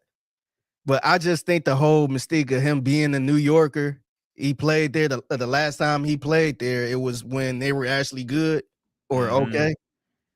I just think that's I think that's gonna push his jersey up there next to Patrick Ewing. He won 16 games in the playoffs with the Denver, by the way. Damn. So he's gonna be retired in New York. It sounds like they need to retire his jersey. Yeah, legit, they have a better case too. Yeah. But the whole thing ended badly, and I think somebody else has Carmelo's number. So yeah, I don't know if they do it, but it's, I don't know. The whole Carmelo New York era, I think, is highly overrated. Yeah. Because I saw he was at the game and they gave him a standing ovation. It was trending on Twitter. I'm like, why? He won 7 games total in the playoffs, man. I remember more about Jeremy Lin and his run than I do Carmelo Anthony's run with the Knicks. And the funny thing about it is he was balling when Carmelo was out. Yeah, I think Carmelo was hurt, and he came in. He was like whooping. He was like dropping 40 on Kobe and shit. And I remember the hype was, when Carmelo come back, this team going to the fight or whatever it was. And obviously it didn't work out, but yeah, man, I don't know. It's gonna be interesting. I can't wait till he retires so I can see what happened. Miguel said he was badass with Team USA. Oh yeah, he balled out in the playoffs. Yeah, that was his highlight. Remember he got Uganda and Nova Scotia, whatever the fuck he played against, man. remember he tried to claim that in place of the championship. Oh Like, yeah. I got all these Olympic rings. Yeah, okay. Because the competition is the same, right? You was playing against fucking Ricky Rubio in Spain in the finals. Yeah. Not to mention you had a beating hell them of by 40. Not to mention you had a hell of a team too. Right? Yeah, Some of the greatest players Kobe, ever. LeBron, Kobe, all types You of going against maybe one NBA player on the other team in the finals. Maybe Yeah. two a if they were six man. lucky. A six man. Yeah. That's the star of that team. Yep. So Playing yeah. against Luis Scola and Yeah. Ricky Rubio. Oh yeah. I mean, he's gonna be in the Hall of Fame. It's the basketball Hall of Fame. I think he won a championship in what's it called? Where did he go to college? He's Syracuse. Yeah. Yeah, he did So win that. Yeah, he gonna get in. he'll be in, but it's just NBA the Hall of Fame is retirement will be real funny. loose. Yeah. The highlight package in the Knicks will be funny too, but we'll see. Anyway, other things that happened this week. He said the Redeem Team. Yeah, I'm still meaning to see that documentary on Netflix. I heard I haven't it was seen it pretty yet. good too. Yeah, I'm gonna check it out. Mhm. Other things that happened this week. Oh yeah, we got a Jamie Foxx update. We never talked about this on the podcast about Jamie Foxx and what's going on. I meant to bring it up last week, Me but too, but I forgot. it was a little wonky too because Yeah. it was no real report about that. So apparently Jamie Foxx like collapsed or something. He had a medical condition. We didn't know anything about it until I believe his daughter put a statement out on Twitter or Instagram and basically said that her father had suffered a medical condition and he had been hospitalized, but he was on the road to recovery. And that was like the last thing we heard for like 2 weeks straight. Yeah. We didn't really hear anything else. There was a lot of speculation. We still don't even know what happened fully. I heard people say it was a stroke. I haven't seen that be confirmed anywhere official, but I've heard stroke. I've heard brain issues. I don't know. But nobody really knew what was going on, but apparently it was very serious. I mean, he's been hospitalized for a while and there were no updates. So apparently he finally did make a statement on Instagram. He basically said he appreciates the love and what else did he say? He's feeling blessed. It wasn't a video, it was just another statement on Instagram. So again, we don't know if this was him. Yeah, it could have been his family. Yeah, but there was a statement made on Instagram. We still don't know what his condition is. There's been no updates rather than just this post. And I wonder because I did see people start to speculate, and part of me, my conspiracy mind is working, man. I'm starting to wonder if they're trying to bury something serious here. Hopefully not. I'm hoping not, but just the statement itself is just words on a black background, and who knows who wrote them. But hopefully he's okay and recovering. I'm hoping for it, man, because Jamie Foxx is still very young, and this kind of came out of nowhere. Yeah, so hopefully he's okay. This will be tough if we lose Jamie Foxx, man. We lose him a lot if we lose Jamie Foxx.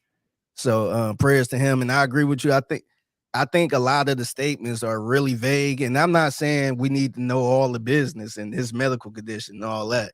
If you're the family, you want to keep this, between y'all, I respect that. But to me, just doing that shows you that it's a little more serious. And, that kind of got me worried a little bit. So I hope he, whatever he's going through, I hope he recover fully and, take your time to get back to what you want to do. But I hope he have a full recovery and get back to being Jamie Foxx. Yeah, I no, definitely, man. And yeah, the statement came after, I guess, Jamie Foxx was supposed to host a show called Beat Shazam.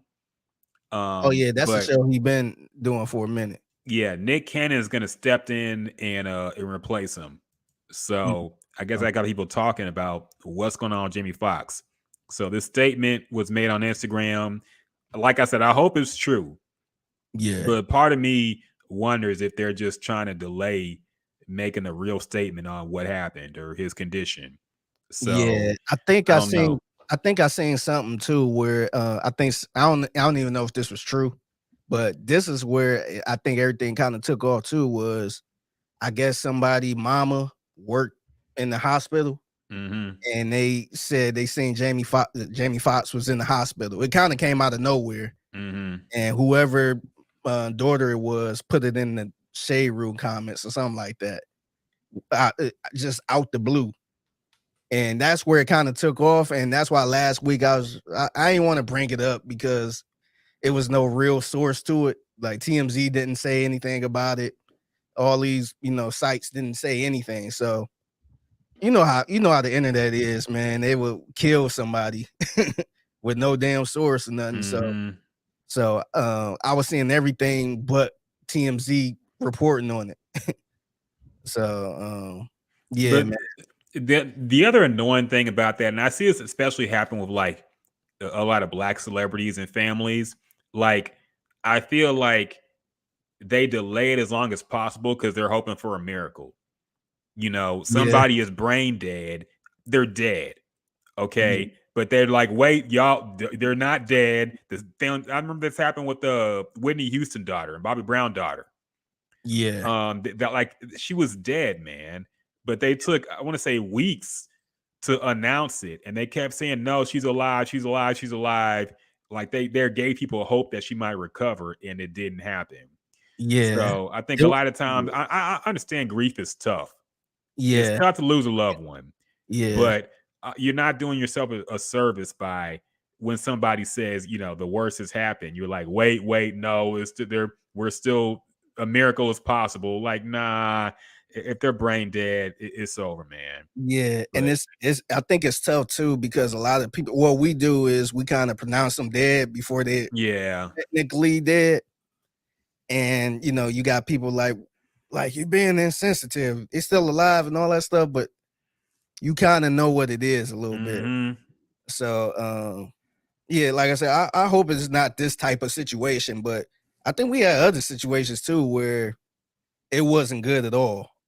And a lot of times I dealt with this personally where we knew a family or a friend of the family was gone, but they was like trying to get everything together before they pulled the plug. yeah, So yeah, it's a lot of situations like that too where they got to sign a lot of paperwork, and a lot of the times is they be like an organ donor hmm where they try to get a lot of stuff in order for that before they pull the plug.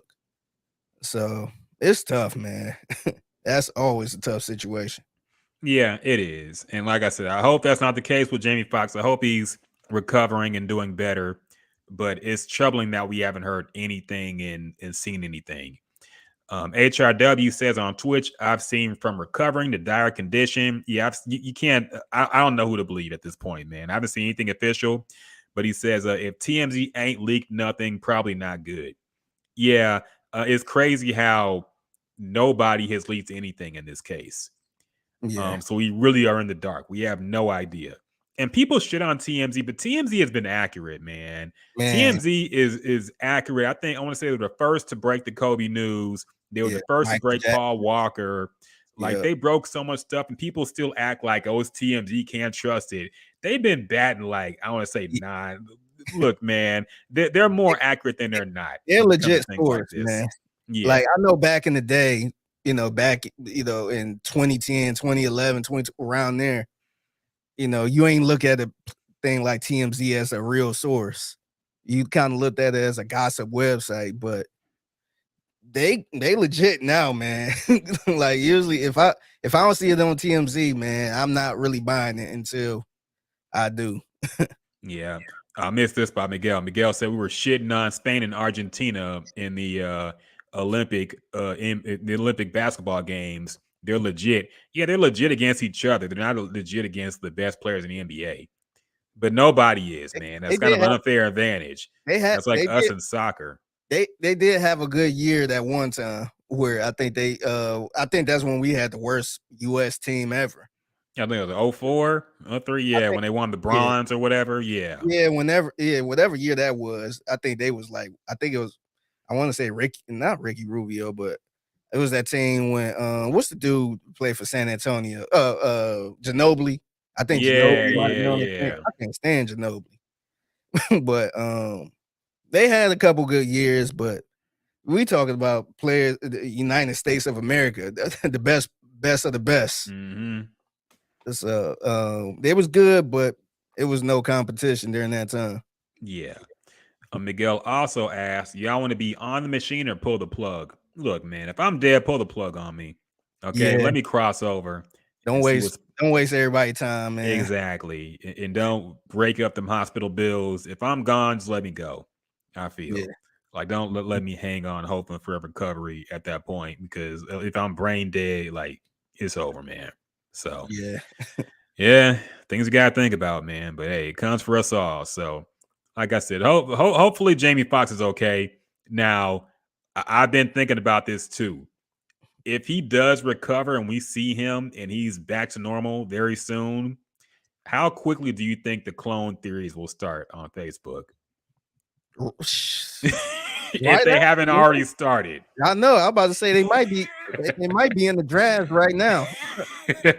Articles is in the drafts right as we speak.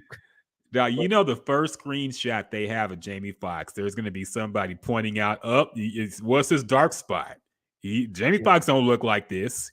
Where is this tattoo that he had right here? Like, you already know they got they're gonna have the magnifying glass out when he walks out that hospital. Yeah, and I think it's hilarious how people just say, "Oh, like this guy's a clone." Like Gucci Mane is Gucci Mane is a clone. DeMar Hamlin's a clone. Yeah, okay. Bun B is a clone. Did you hear it? I haven't heard that. That's hilarious. Yeah, I've seen a couple people saying he clone because the way he talk. Did you see that video? Did you see that him promoting his burgers at Coachella? And he was just like, he put on his proper voice and was like, yeah, make sure you guys try burger. You know, one of the best burgers. Trill, how Bun B sound when he corporate Bun B. Somebody was like, man, he been I forgot what word they use, but they're like, this ain't Bun B.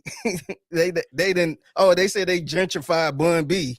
Yeah. So I'm like, oh man. And here's the truth about Bun B, man. Like, Bun B was always like a smart dude. I want to say he went to college. I want to say like he was very highly educated. I think that's his real voice, man. I think the UGK Bun B rapping voice was the act. What's funny is so somebody responded to that response. It was like, what is he supposed to be talking? He's supposed to be talking like this whenever he promoting this Trill Burger. And they posted the sipping on some scissor the beginning of that. Like, oh, you fake ass, bitch ass, Trill ass, and dick in the booty ass, like what? Jelly ass. Like, is he supposed to be promoting this burger like that? Yeah, man. Yeah, that's just how Bun B is, man. But yeah, I know that voice. I remember I think the first time it really shocked me, I saw him on like a Colgate commercial years back. And that's when it really hit me like, wait a minute, this what? His voice was he was smiling teeth to teeth, like everything. And it's like the way he talked was so different from what I was used to. I was like, man, but after a few years, I'm like, okay, it's probably how he's always sounded. Yeah. But look, he was a rapper and he had to have a rap voice. Yeah. And I think it's good for him, to be honest, because he in a whole different space now. Yeah. He's still Bun B, the underground king, but he's in a totally different space now. He got a lot of business deals. He's shaking hands with the mayor, and he doing a lot of stuff that I would have never thought he would have done. So, like, I respect it, man. People got to grow. Even somebody like a 50 Cent, he don't sound like he did back in 01. He still sound like a New Yorker, but he sounded a little more proper. He ain't sound like Bun B, but he sounded a little more proper than he did. He don't don't really sound that hood like he used to. So I get it, man. Yeah, and don't test Bumpy either because you think he talk all proper and sweet. Don't try to run up in his house. He will shoot you in his boxers, man. Yeah, Like he did. I would not. Like he did in 2019. So don't test him. Mm-hmm. HRW says Chat GPT. Yeah, man. It's just going down, man. Hey, dog. Speaking of that, I'm glad he brought this up because I just got hip to that yesterday. Oh wow. Okay. I had never heard of it, and so Really? I've been on it a lot since yesterday, and I was just like, damn, it's really crazy how you could just type something in and they just give you, this shit low key better than Google, man. No, 100%, man. I'm just mad we didn't have this shit when I was in school. You could write a fucking letter, man. You can can ask it anything and it like gives it instantly, basically. Yes, dog. I got it up right now, man. And this shit was crazy. I'm like, what? I asked it to like, and some things it's still not great at. Like I asked it to write a song with Cameron and Joel Santana. It like the song had no cuss words in it, man. They didn't say nigga once. I'm like, okay, I'm sure you probably just trained it not to say these things because there's already been some issues with AI saying some shit, but that's why it can't replace certain things. But yeah, it will spit out anything. Yeah, and it's very impressive. I was messing around because I'm like, because my wife is a teacher, and I was just like, hey, can you come up with a lesson plan for pre-K? And they gave me a whole rundown of stuff I could possibly do. I was just like, damn, they actually giving the ideas. Yep. So I'm like, man, that is crazy. So I just got it. Honestly, I spent the 20. I spent 20 on it right now because it worked better for the 20. So I'm just trying it out for the month to see how it worked. But wait, you have to pay for it? No, they have a free version, but the free version kind of suck a little bit. Oh, okay. So I went on and paid the 20 just to kind of get the full experience from it. But I'm impressed, man. This thing about to take jobs away, man. Yeah, it's already in the working, man. That's why this writer strike is happening when it's happening as well. Oh yeah, speaking of which, I like randomly said, I put in the chat GPT, I was like, give me an idea for a TV show. And the idea was actually pretty good, man. It said a show called Lost and Found, where every episode it stars a different person and they've lost something in their life, whether it be like physical or psychological or mental, and they go through the episode trying to find it. And you can mix in the storylines with recurring characters from other storylines. And it actually sounded pretty decent, man. It sounds better than fucking God Friended Me. It sounds better than a lot of shows on CBS. So if I clean that up, and I bet you I could pitch that to a network and get that somewhere, dog. Yeah. So and that's why these writers are currently on strike now. Yes, and that's part of their argument. They're like, y'all can't use AI for anything. Because I mean, you can ask it to write a script and it'll write a script, okay? And then instead of writing, you'll just be like the editor. Clean this up, make jokes. That's one thing AI can't do. AI can't tell jokes. Yeah, they have no sense of humor. They had no sense of humor, no feel. Yeah, and look, at the end of the day, we are humans, so we have real emotion. So you can't AI, or at least not right now, can't make up a real emotion.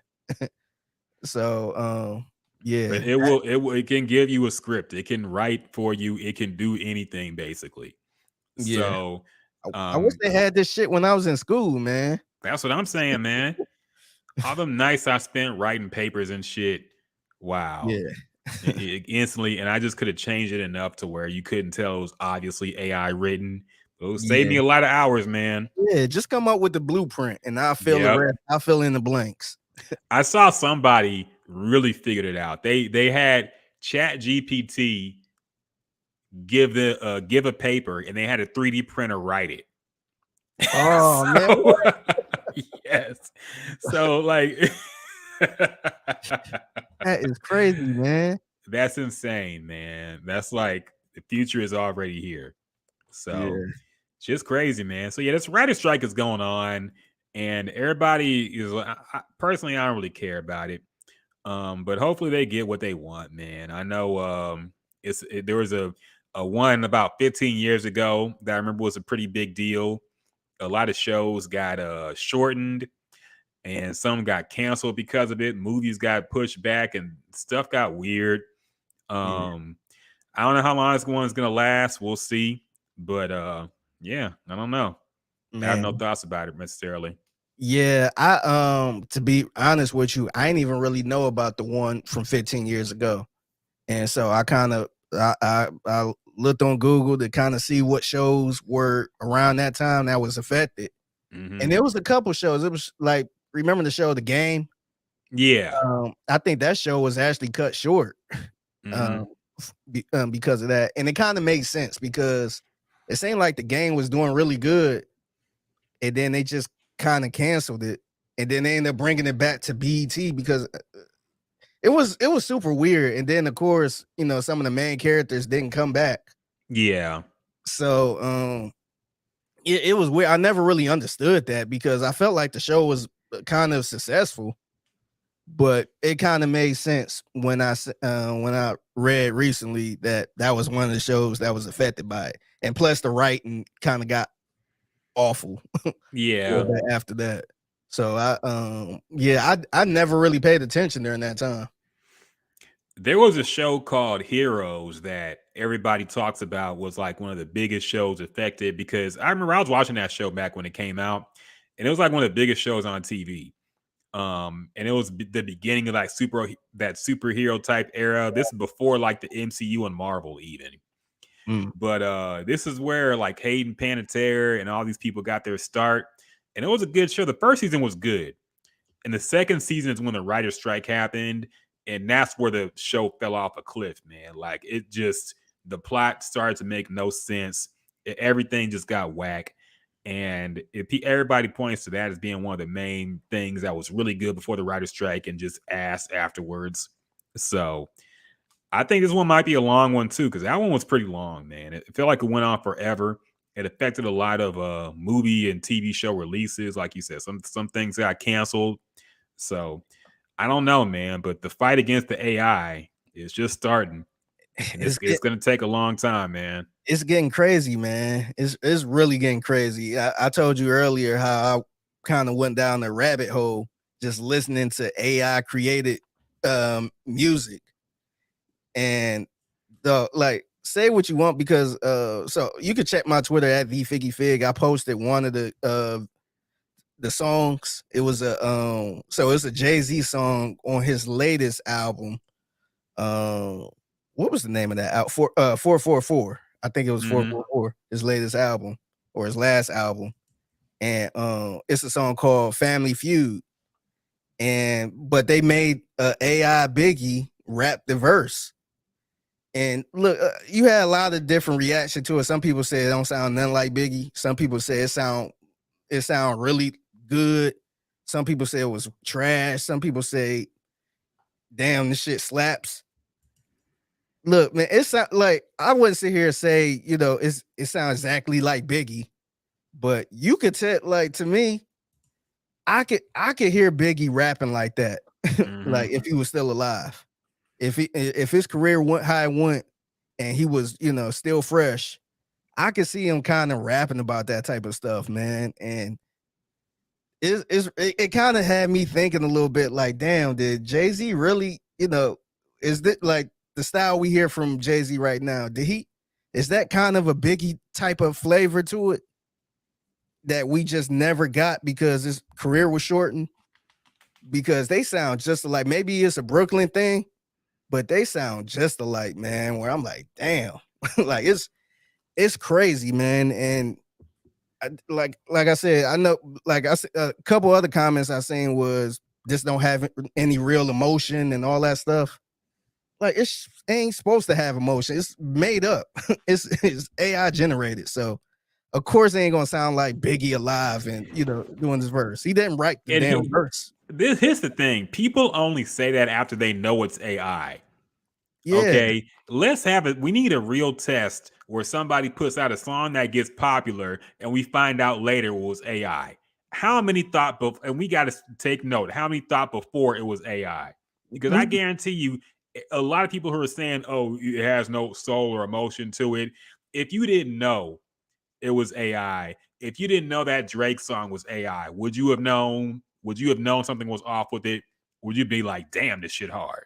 Drake Yeah, back on his bullshit. He's not back on the old shit. and we did that with the what's the one the one AI artist, first one that ever got signed and dropped in the same week. That FN Mecca, whatever the fuck that was. Yeah, nobody knew, or a lot of I ain't gonna say nobody, but a lot of people didn't know that was an AI generated.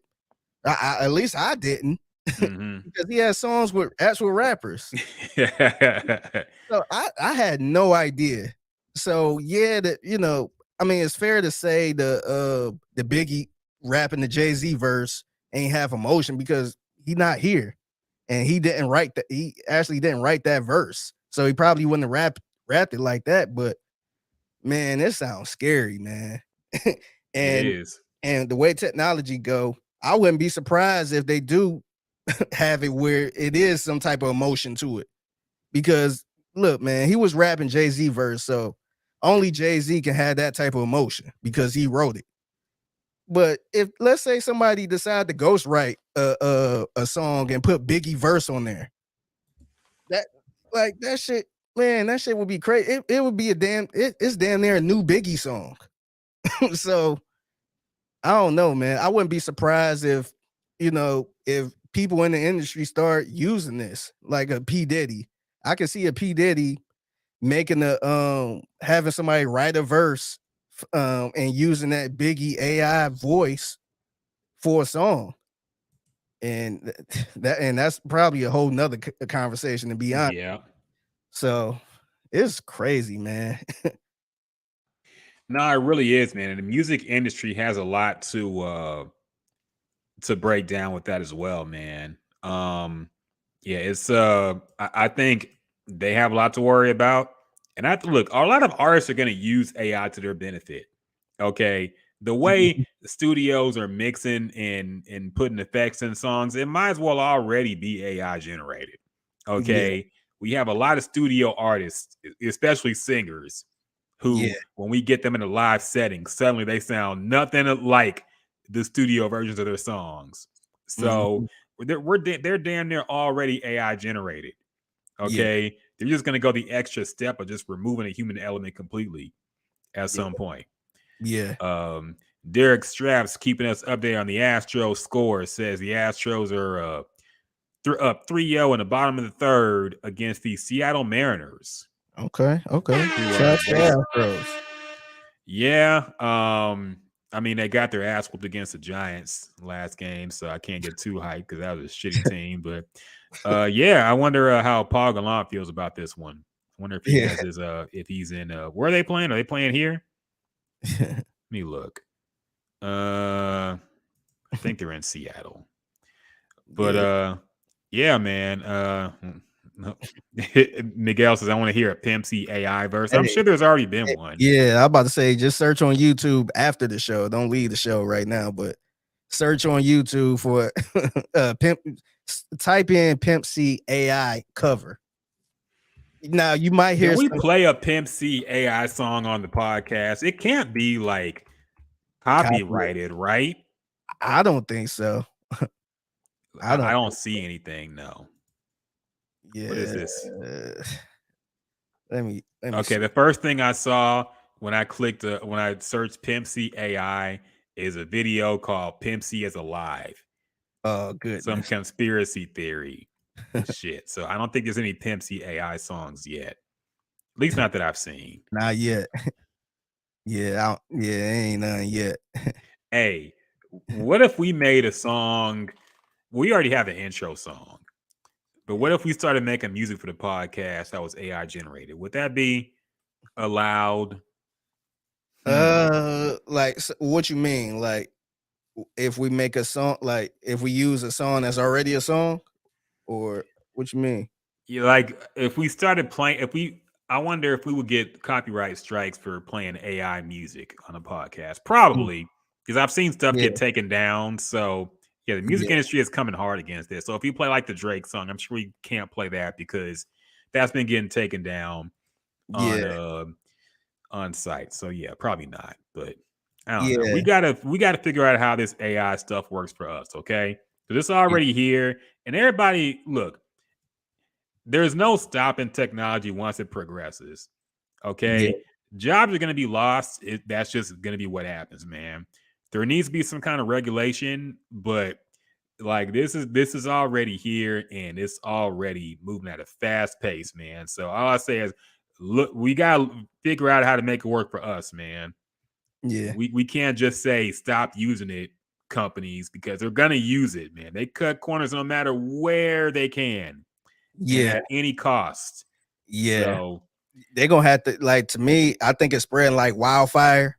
Mm-hmm. And they just gonna have to get with it, man. They're gonna have to find a way to make money from it, because they can't just totally ban it, because like we can sit here and create something and put it out. If it's fire, it's fire. So they gonna have to change something, because it's crazy. Like, the crazy part about it is that I think the main artists they use for this AI, for the AI covers, are Kanye and Drake. Mm-hmm. And it sound legit, man. It sound really real. I heard a lot of Michael Jackson ones, and it don't really sound that good. But a lot of this stuff sound legit, man. Where like I would be pissed if I was Drake, because now you using my voice. God knows how much money people can make off of it. Mm-hmm. And I know his latest album was doing real good in sales. I don't think he was like really struggling for sales, but damn, man, that's crazy, man. It is, and some of it is just like I've heard the funniest ones. Like the comedy potential is already off the charts, man. I've heard Joe Biden. The Joe Biden wasn't my favorite, man. I've heard Joe Biden like rap the intro to Love Sosa, and just do random rap songs. I've seen the president's debate, like they have the Trump AI voice, the Obama AI voice, and the Biden AI voice talk about which Call of Duty they like the best or some shit like that. Like some goofy shit, man. And it's so funny, and it sounds like them, man. That's the crazy thing. It sounds like them. So the one, one song I heard, it actually sound all right. I heard Playboy Cardi, AI Playboy Cardi singing Michael Jackson PYT. Damn.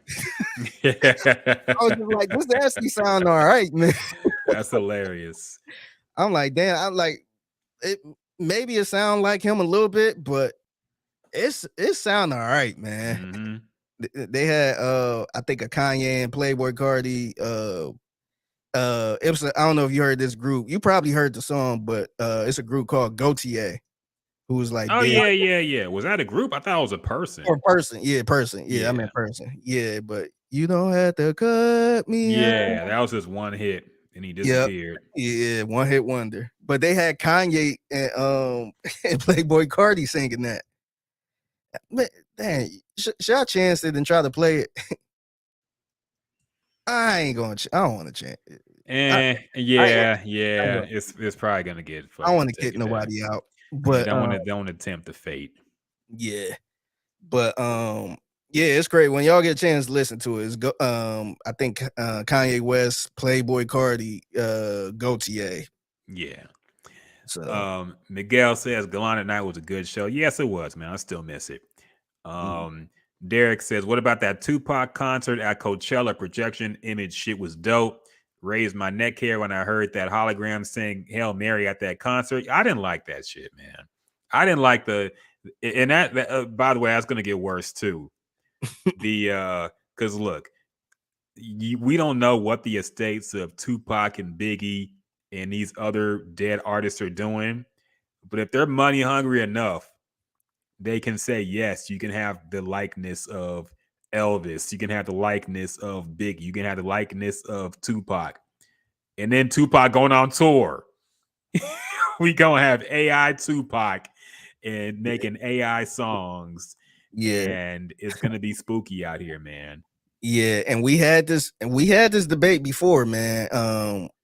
About remember we saying concerts might be out of style at some point.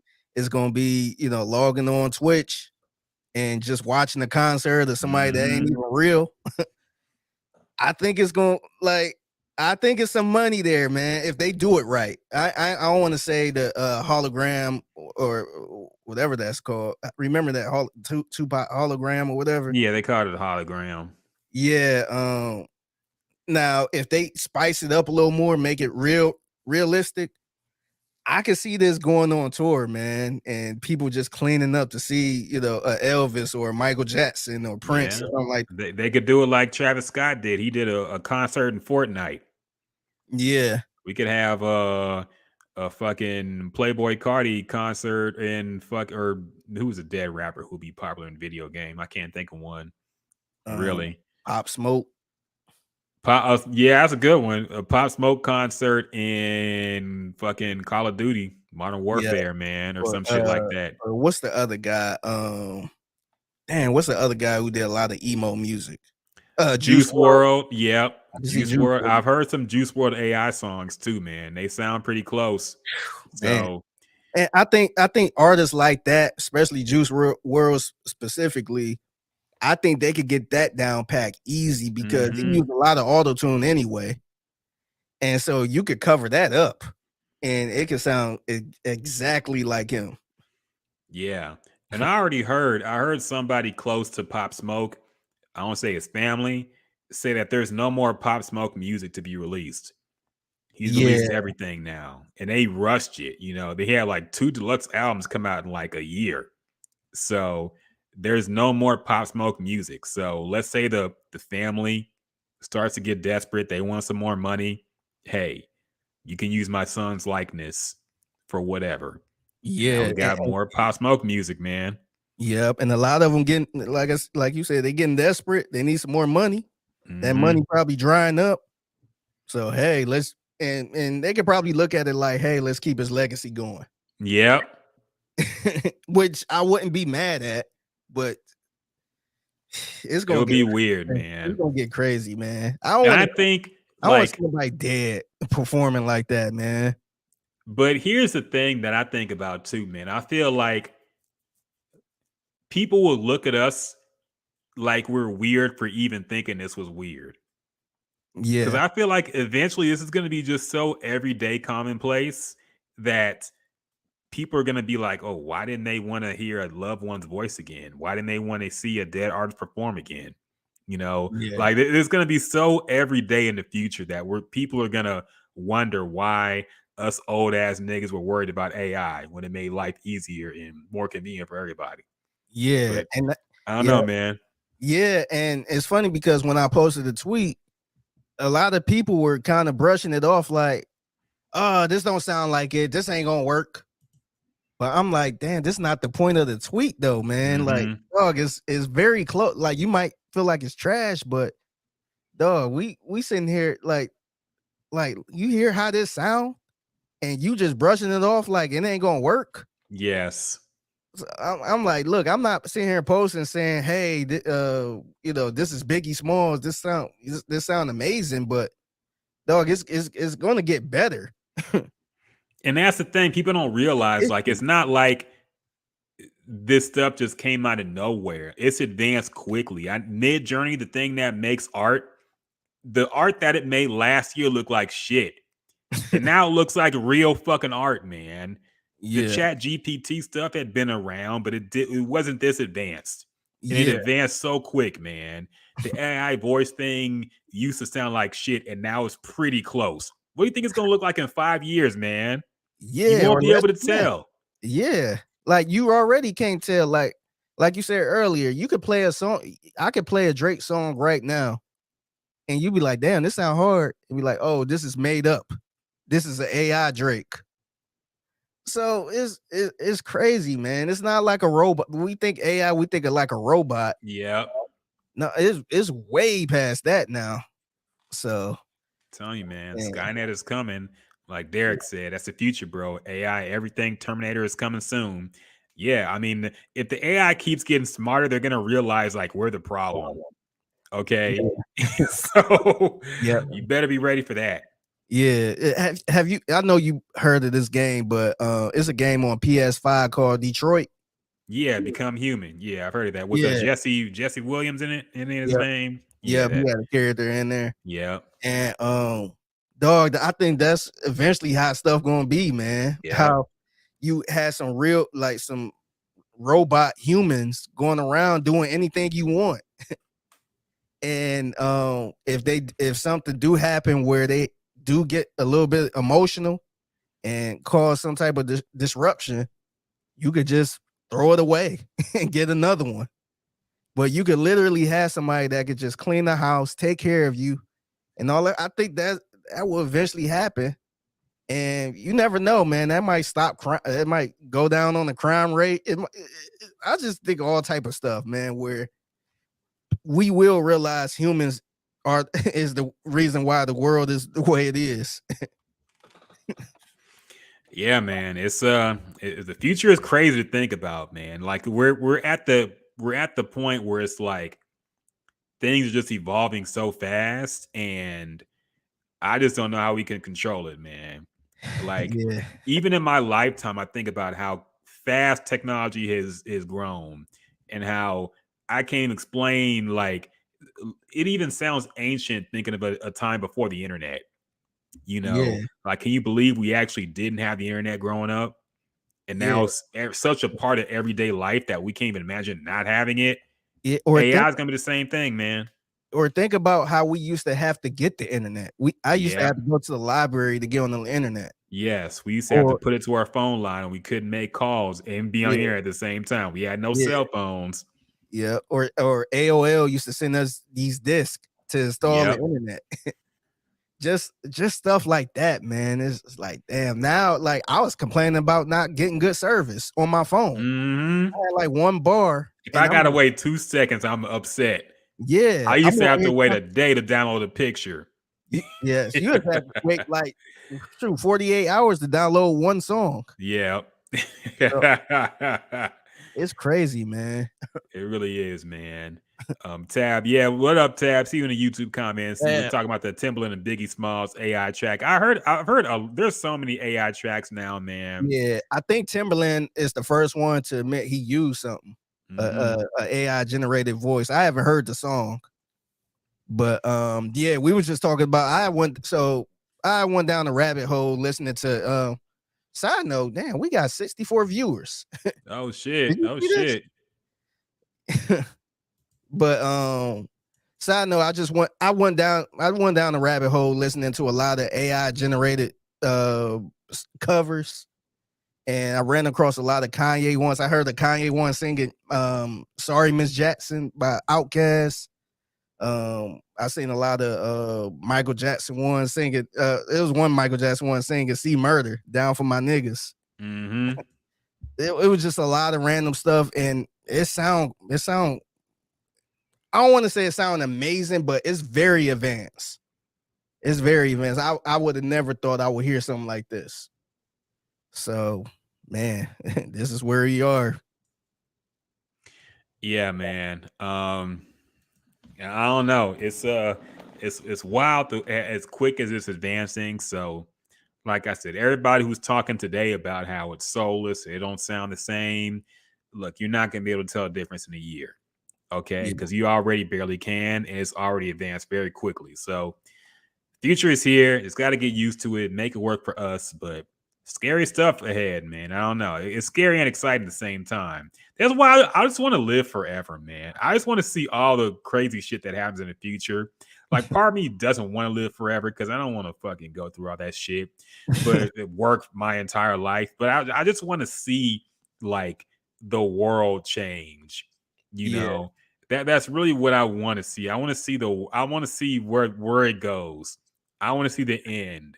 That's what sucks. We're gonna die and not know. It's like a show gets canceled in the middle of a season or in the middle before everything gets resolved. And you'll never That's know how it is when you die.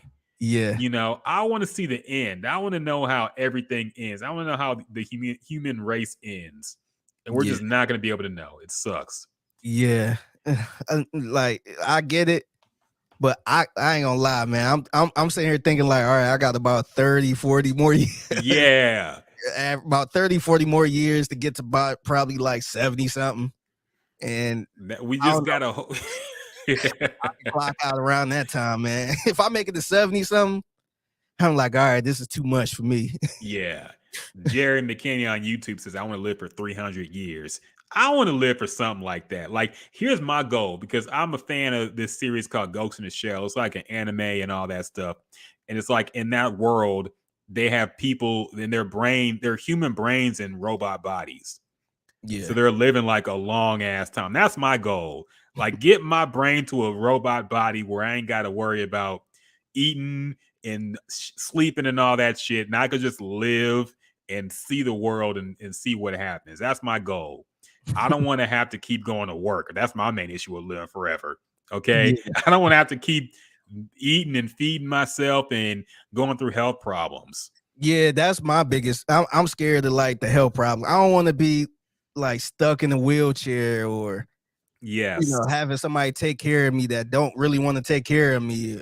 I want to have like some type of disease where I'm just causing problems for everybody. If I was the way I am now, I would love to live forever. I just, like I said, the natural curiosity in me, I just want to see the world change and end. Okay. I want to see how it ends, but we're not. We're going to die, and like the world's just going to move on, and we're never going to know what happens unless you believe in reincarnation and all that shit. Look, we just are never going to know what happens to the earth and what happens to human beings and all that stuff. And it sucks, but that's life. Yeah. Derek says he'd be looking to make it to 60. Man, we're pulling for everybody, but you can make it to 60, man. Just got to clean up health habits and all that stuff. Hopefully you ain't got no real bad health issues. But look, we all got to just push to an age where these things are a thing of the past, okay? I watch a lot of Star Trek, all right? And they, at that point in Star Trek, they've solved like all the Earth problems, okay? That's why they go into space, because they need more problems, because Earth is already fixed. Yeah. People live forever, basically. So that's my goal, man. We got to live to the point where everything with our bodies is fixed. But I don't know if we will. Yeah. Jerry says, I want a disease. What? Oh man, that's one thing I think about a lot. How one day I'm just gonna die and it'll be over, and I won't know how everything ends. But whatever. Yeah. Shout out to everybody on YouTube watching, man. We at 128 right now. Oh shit! Did we get are we getting clout? We getting clout? What's going on? Did the algorithm bless us finally? I know. We've been doing this podcast forever, and finally we got blessed by the YouTube algorithm. I would hope so. Yeah, so shout out to everybody watching. My name is Figgy Fig. I work for Sportsradio 610 in Houston. This is Ryan Rockett, who also works for Sportsradio 610, do some other stuff. So make sure y'all subscribe to us, man. We do this every Friday around this time. And we just talk a lot of stuff, man. We talk about some of everything. So yeah, we keep it a mix of hip hop, culture, sports, everything on this podcast, relationship stuff. So yeah. Tab says, can we get another Nipsey and Dolph collab track?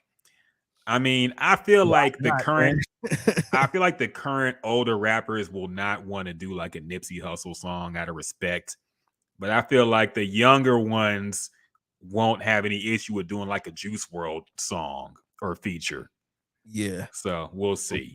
Yeah, but I could also see somebody some little nerd who stay in Montana creating the Nipsey song that's gonna be hard. And although a lot of people might say this is poor taste, I can still, if it's fire, man, I can still see people, listening to it and giving it a little credit. Mm-hmm. So yeah, I don't know. There'll always be some people who are like, no, I'm just not fucking with anything AI. But you have to realize like that's the old way of thinking at this point already. It's not going nowhere. You can't stop it. At some point, people were saying, I'm not messing with the internet, or I'm not messing with, social media. My mother always talks. My mom tells me about this. Because she remembers like when the phone was new, like the house phone was new. And they thought this was going to destroy a home forever. And everybody was just going to be on the phone all day. You think how stupid that sounds? Yeah. And this is already an outdated thing, the home phone. Who the fuck has a home phone anymore? Yeah. And she said when the phone was new, everybody was worried about it. And they thought all the kids would just be on the phone all day. This is how y'all sound with this AI shit. Okay. Yeah. It's already here and it's coming. You're not gonna be able to stop it. It's nothing. Okay. Honestly, I think what we need to do is just get with the program, man. Because outside of the music part, it's going into our jobs. Like they're going to take a lot of jobs. I think the best thing to do is try to learn how to use it and use it to your advantage.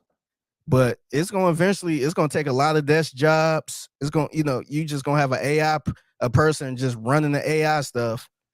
And, it's going to do everything. Like we was talking about earlier, we was talking about this, that program, that website, that AI website, and it do everything you want it to do. Like it's not just strictly on office work. You can help it show prep. You can help lesson plan.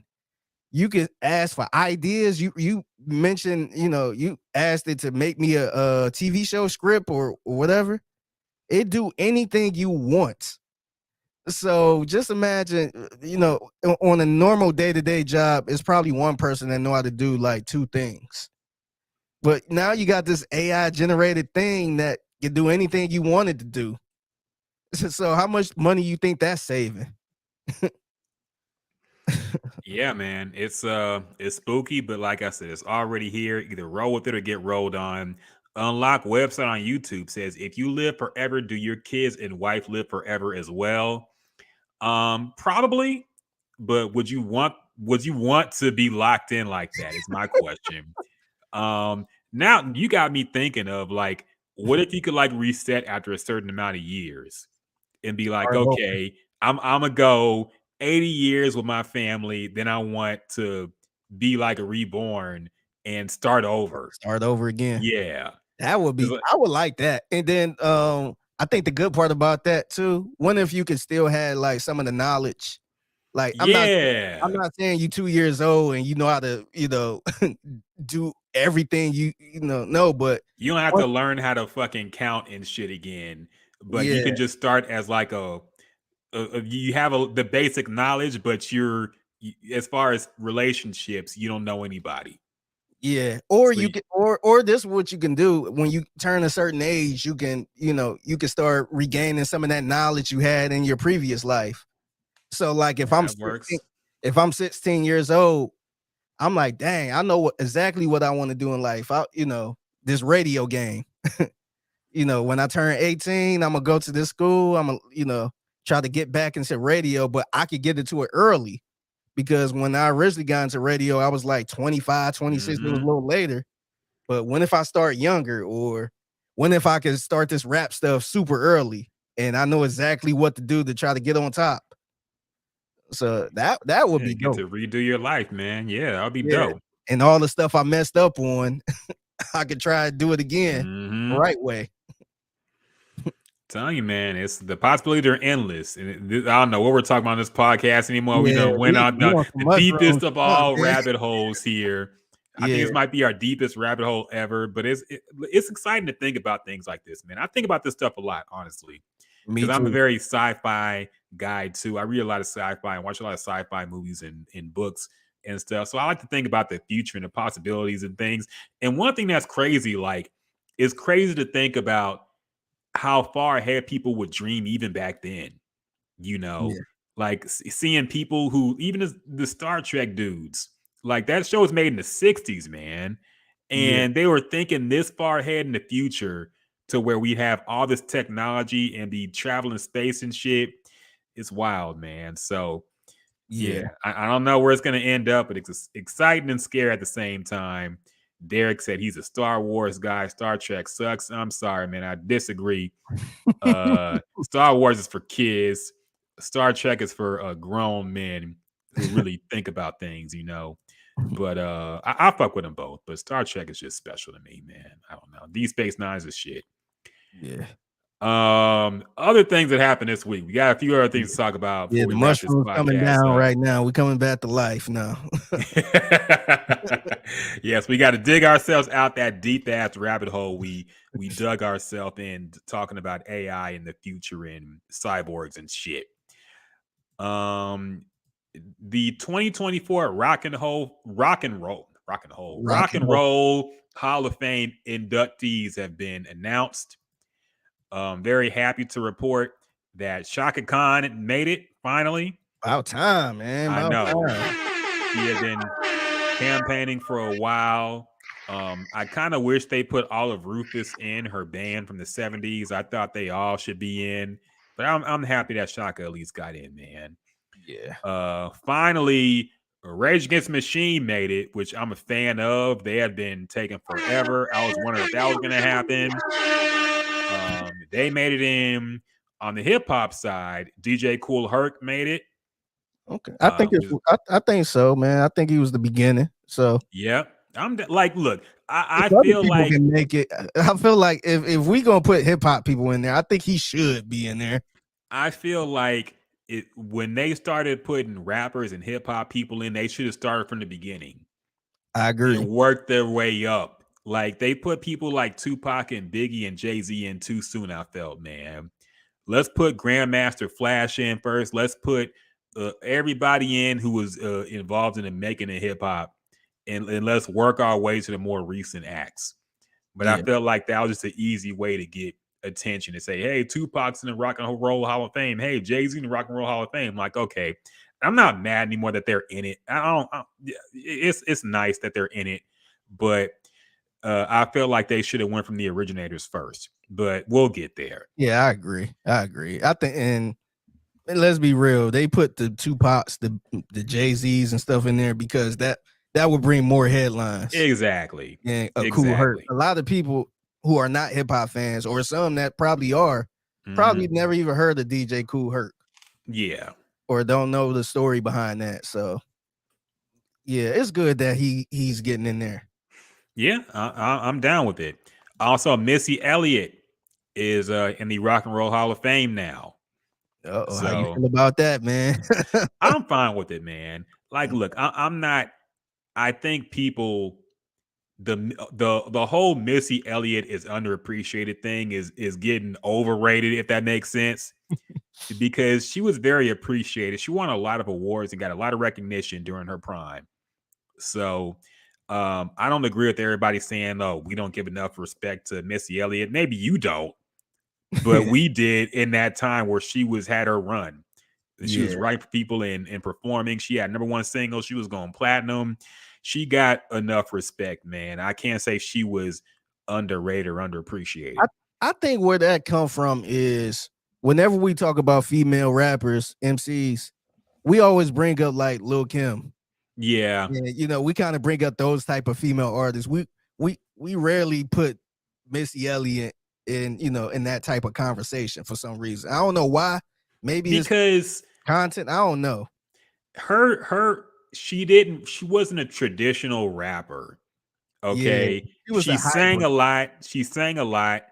And she had like a more experimental sound thanks to Timbaland. And the clique she was with was not rappers, really. Yeah. She was with Timbaland, Genuine, Aaliyah, and they were mainly like in the R&B lane. She did a lot of R&B stuff, yeah. And she was kind of more of a pop artist than a R&B artist after a while. Yeah. Yeah. Or a rapper at least. Yeah. So I think that's probably the reason people say, oh, she underrated, because when some of the songs where she is rapping, it's like, okay, she actually getting busy. It's kind of like the Lauryn Hill conversation where people say, oh, Lauryn Hill is underrated because she can rap and sing. It's like she always kind of been like that, but I guess when people hear her rap or when people hear her sing, they say, oh yeah, she didn't get enough credit for that. Like, I felt like she did get a lot of credit. Yeah, and I'm sure the checks cleared like they were supposed to as well. Yeah, she got the Grammys and stuff too. Mm-hmm. So yeah, it's like when people say anybody's underrated. I remember Jamie Foxx before this the health thing happened, of course. Everybody was saying Jamie Foxx. Every time a clip of Jamie Foxx goes viral, everybody talks about how underrated he is. And one Google search will show you the motherfucker got Best Actor at the Oscars, man. Okay, he got Grammys. He's gotten every award you can get as a performer, damn near. So how is he, Jamie Foxx of all performers, underrated? And he was all over the place. Yes. I feel like he hit TV shows, hit movies, hit albums, everything you could do as a performer, he did. Yeah, like he actually was a comedian on stage. Yes. That dude, I think he probably danced. He did everything. He was on Living Color. Mm-hmm. He was a serious actor. He was a funny actor. He was a good singer. Like, dog, a songwriter. He did everything, man. So I feel like we bring up Jamie Foxx whenever we talking about entertainment, though. Yeah. It's not like a thing we never talk about him.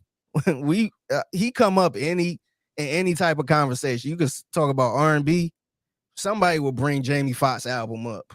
If you talk about acting and impersonating, you bring up Jamie Foxx. If you talk about a serious role, you bring up Ray, or you bring up stuff. So I really don't get that, man. Yeah, I don't either, man. I think if we don't mention them every single day, they're underrated. Like, no, they got plenty of acclaim, and just because y'all wasn't alive or outside at that time doesn't mean these people were underrated, man. Yes, people talk about more recent artists on social media now because they're younger and more recent, but doesn't mean that we just didn't appreciate Jamie Foxx when he was here or when he was active.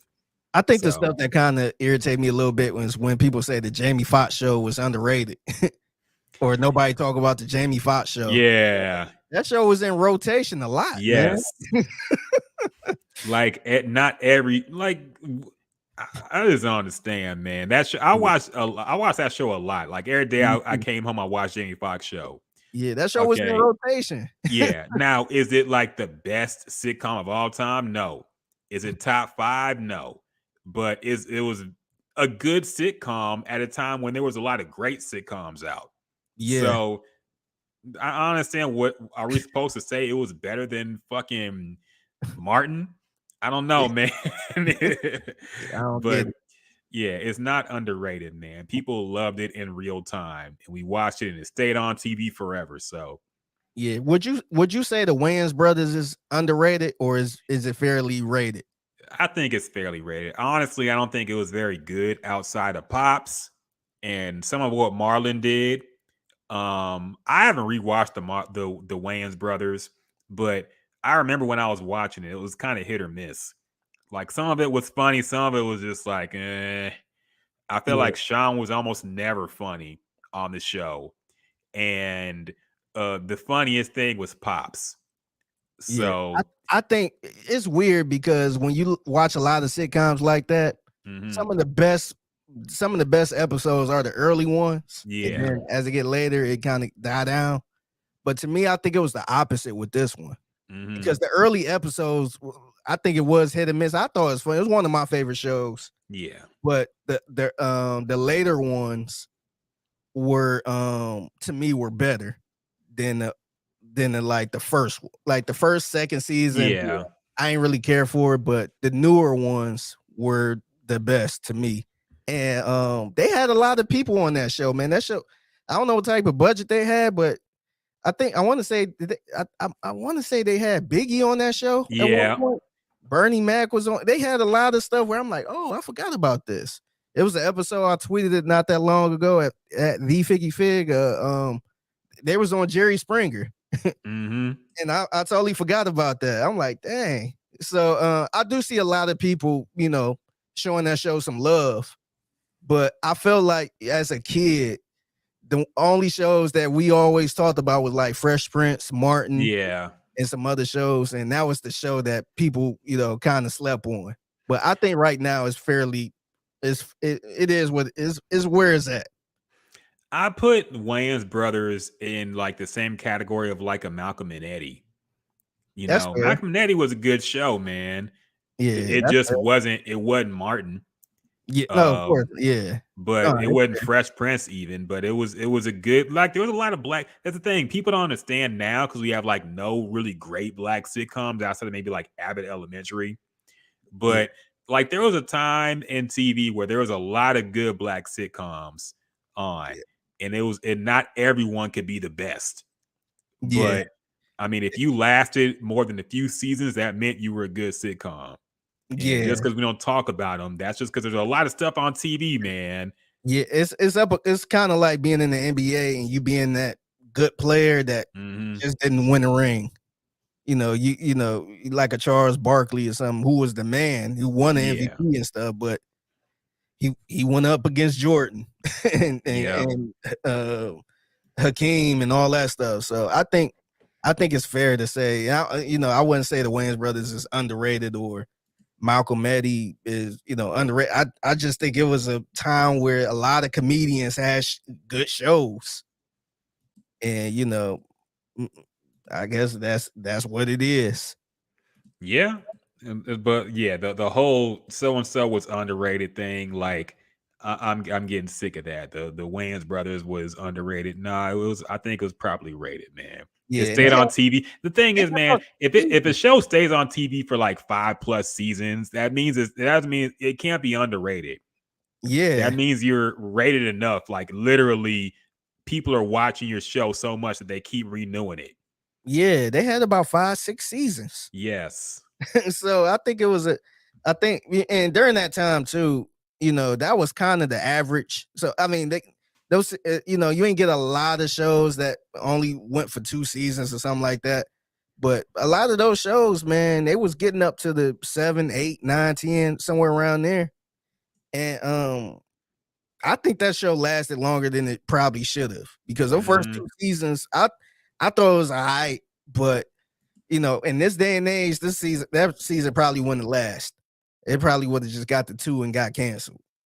But yeah, man, I thought that was I thought they had a fair, I thought that was a fair show.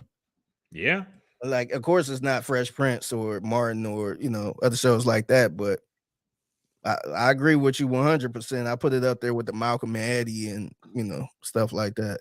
Yeah. Derek said my favorite was Pops for Friday. That was John Witherspoon. So Yeah, yeah, I think he carried the Wayans brothers, honestly, man. I think the show wouldn't have been the same without him. HRW says, surprise, Cedric the Entertainer's The Neighborhood is still on. Yeah, Cedric the Entertainer has always stayed on TV somehow, man. Like every time I look up, he's like, I swear, since the Steve Harvey show, he's been in the sitcom on TV at yeah, some he point in stayed with the time. sitcom, man. Yes. So yeah, I'm surprised, but not surprised He that must have show's a still good on. relationship with these companies where they Oh would, yeah. because he had a few other shows. Because remember the one show he had after Steve Harvey, I want to say it was like it was his own show, but it was like an improv type of show. Yeah. Yeah, I that show forget what it was called though. I ain't really care for that show. But yeah, I might have to check that show out to see how it was again. But it wasn't a traditional sitcom. It was more like a I want to say kind of like a I want to say in Living Color, but it was more like a show, kind of like a not like a maybe like a SNL type of style Mm-hmm. where you had a live audience, but he was doing like random stuff, kind of like what Dave Chappelle show end up being, where you could Yeah. kind of do some of everything. It wasn't like a normal sitcom. But yeah, he always stayed with some type of show, man. Yeah. Nah, he stayed active, man. Speaking of which, I saw the Steve Harvey interview with Shannon Sharp, and that was one thing he said. He was like, "Oh, he basically said the Kings of Comedy broke up because everybody wanted to do TV and movies." He said movies actually, and Steve Harvey didn't want to do movies. I Mm, think it was more so that Steve Harvey wasn't as good of an actor as Bernie Mac or Cedric the Entertainer, but yeah. whatever. I think there was a lot of cap in that interview with him explaining. And you got to see it. I mean, you don't have to see it, but I feel like Steve Harvey was maybe lying a little bit about some things that happened with all them. All right, we got to wrap this up because I got to get something to eat before the fucking store closes. So let's just speed run some topics, man. Let's talk about some shit real quick. Figgy, did you see the Met Gala bullshit? And what'd you think about it? Anything in particular? You see ASAP, your boy, crawl over that woman and put his foot in her face? Yeah, he wilding as usual. I'm not even surprised. I seen some of the outfits. I really wasn't intrigued by it, man. I'm never really intrigued about the Met Gala, man. Like it's kind of getting a little ridiculous. Yeah. And I can't believe this is an actual event that people cover. I know. So like it's not an award show.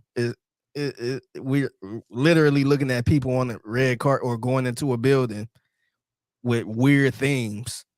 So yeah, some stuff I took away from it was Doja Cat Ashley being a cat and not saying anything but meowing. And yeah, that's all I got from it, man.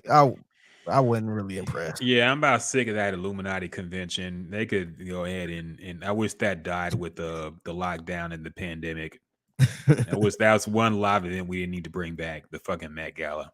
But whatever. Are you surprised that Sauce Gardner didn't know who Jessica Alba was?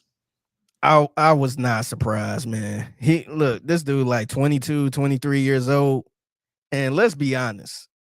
I knew who she was because I thought she was fine back in the 2000s. I thought she looked good. But if somebody put a gun up to my head and said name 5 movies or the only one I could think of off the top of my head was Honey. And outside of that, man, I can't come up off the top of my head everything she played in. I'm looking at the pictures from the game because the whole story goes that I guess Aaron Rodgers invited Sauce Gardner to the went to the next game with him to the Garden. To the Garden, the Mecca of basketball.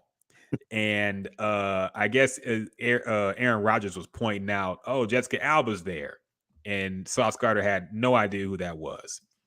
But she's still very pretty, man. Look at her. She's beautiful. She still look good, man. Damn, she's fine. Yeah. But yeah, people are shocked. Huh? Are you shocked he didn't know who she was? No. Because I had to think, and I liked her. But when I heard it, I thought, wait, who is Jessica Alba? Oh, yeah, she was in Sin City and Fantastic Four and all that shit. But yeah. I hadn't seen her in so long. I had to even think about who she was because I get the Jessicas mixed up. Jessica Biel, Jessica Alba. I used to always get them mixed up. Yeah. But I knew who she was because I liked her a lot.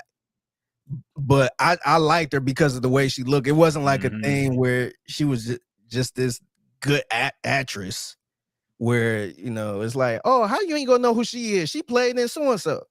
I feel like she don't really have those type of movies where you could just point like, oh, how you ain't gonna know Denzel? He played in Training Day. Remember, she ain't got one of those.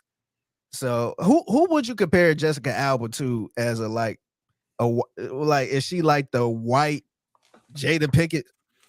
Is she like the white? Because I feel like I wouldn't put her up there as like one of those elite actors or actors. I feel like she was kind of like that 2000s fine ass. I would say you can't say Halle Berry. If Halle Berry never won an actor or won a Grammy or if she never won an Oscar, I would say Halle Berry because Halle Berry was just in movies because she looked really good, but then she won an Oscar, so she had to be taken seriously as an actress. Jessica Alba never got that. So who was always in shit just because they look good and they were black? You got to think. I got to think about maybe Tyra Banks, but she wasn't in that many movies. Yeah. I got to think about that. Who was like the equivalent to Jessica Alba? Yeah, I don't know. Because look, like us being black, we know a lot of other black actresses who played in like some hood classics, and we'd be like, "How you ain't gonna know Jada Pinkett?" or "How you ain't gonna know this person?" But in reality, a lot of people might not really know who they were for their movies. They just kind of know them because of, she's married to Will Smith or she's, she played in a few things. I feel like that's kind of what Jessica Alba is. She, she looked really good, and she played in a few things. I don't think people like. I totally get why he didn't know who she was, because what else did she play in? First of all, young. Second of all, like, where's she been at the past few years? She probably like married a billionaire and retired a long time ago. Yeah. Let me see what she's up to. Wow, she's beautiful, man. Look at her. She is. Damn. I used to have the biggest crush on her. How old is she? Yeah. She's 42. Okay. Damn. And her last movie was in she's been in stuff. I guess it's like straight to DVD. El Camino Christmas, Killers Anonymous, Mechanic the Resurrection. I haven't heard of any of these things. Yeah. So I guess she's still technically acting. I say, think she's like in some straight to Netflix type shit. Would you say she's kind of like a Vivica A. Fox? I think that's fair. Okay. Yeah, I think that's fair. But they're not the same type of actress. I think Vivica A. Fox played like harder roles. Yeah. And Jessica Alba is just like, I don't know, she was a pretty face. Yeah. But I would say they're kind of similar. Megan Good's a good one, actually. That's perfect. That's the better one, yeah. Jessica Alba is like Megan Good. Yeah. That's actually pretty fair. That's the perfect one. Because we ain't looking at Megan Good as this top-notch actress, but she looked good and she played her role good. Yes. So that makes sense. Because I could go around this station right now and say Megan Good, and they probably wouldn't. But we kind of know who she is, and she had a moment in the 2000s where we were like, damn, she fine as hell. She was definitely everybody crush at one point. So that's a good one. Yep. Okay, she's been married since 2008. She has 3 kids. Fuck, I'm off her now. Yeah, I was hoping she was still single out here. Yeah. So yeah, I'm not surprised Sauce didn't know her, because what has she been in that he would recognize her from the past like 10, 15 years? Yeah, she ain't got no legendary movie like that where you gotta know who she is. Yep, but I still like her. Real quick, what else happened? Is that about it? And I want to talk about that Freddie Gibbs shit. What's this whole thing? I saw the whole thing about Brian McKnight. And apparently he had a post where he talked about like his most recent kids, but he didn't bring up the kids from his other relationships. Yeah, so a lot of people think that he hates his other kids. So apparently, so he's I want to say he's remarried, and he had I want to say he's a stepdad to his current wife right now, like to the kids of his current wife, and he have kids by her too, and he don't acknowledge his kids at all. Mm-hmm. So I guess recently, or an interview got dug up of him talking about his current relationship. And he was talking about how this current wife is the best relationship he ever had, and the kids are amazing. He was just kind of bragging about that current relationship and not acknowledging his other kids at all. I think his kids kind of came out and said how he don't talk to him or do anything like that to him. And I guess I want to say he have another. So side note, his early kids, he have a kid named Brian McKnight Jr. So he had a recent kid with his new wife. Name is Brian McKnight. So apparently, I guess people started digging up some stuff where he don't really acknowledge his other kids at all. And he was saying, I guess I want to say that his stepdaughter, he look at her as he called himself a girl dad. Like, this is my first, like, it's feel good being a girl dad to her and all this other stuff. Totally ignoring that he have another daughter that he don't really speak to. So look, man, I don't want to sit here and defend him because I think I don't know the situation, but I feel like his Instagram posts and all that stuff was a little bit too much and petty. You could tell he's throwing shots, but I'm kind of wondering what happened. I see a lot of people weighing in, kind of trashing him, but I kind of want to know why he acting like that. I wonder if something happened between his ex-wife and kids or something to the point where he just don't want anything to do with them anymore. So I haven't really seen anybody talk about that. So I wonder if something seriously happened where he was really hurt and heartbroken, where he don't want anything to do with his past and he just moving forward, or is he just a piece of shit that just left his old family behind and don't want to acknowledge his kids? I mean, it could be a lot of things. It could be his woman don't want to deal with any of that shit. So, I mean, sometimes you see somebody get in a relationship and they just disappear. Yeah. I mean, maybe he just wanted she wanted him to start a whole new life. Like we're talking about rebooting your life. Maybe he really did it.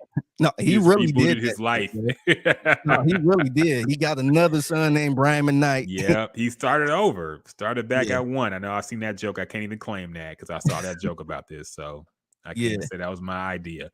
But yeah, he rebooted his whole life, man. He said, fuck it, I'm starting over. So Yeah, he mentioned how all of his classic songs, I guess, really don't mean nothing anymore. Yeah, and his newer songs is really comes from the heart, and the other songs didn't. So I'm just like, damn, like remember his first wife, he was married for like 13, 14 years. He's married for a long time. So he really started over with his life and just deleted everything in the past. So it's kind of wild, man. But like I said, a lot of people trashing him, saying he ain't shit and all that stuff. That could be the case, but I'm kind of curious. I really want to know from his point of view what happened.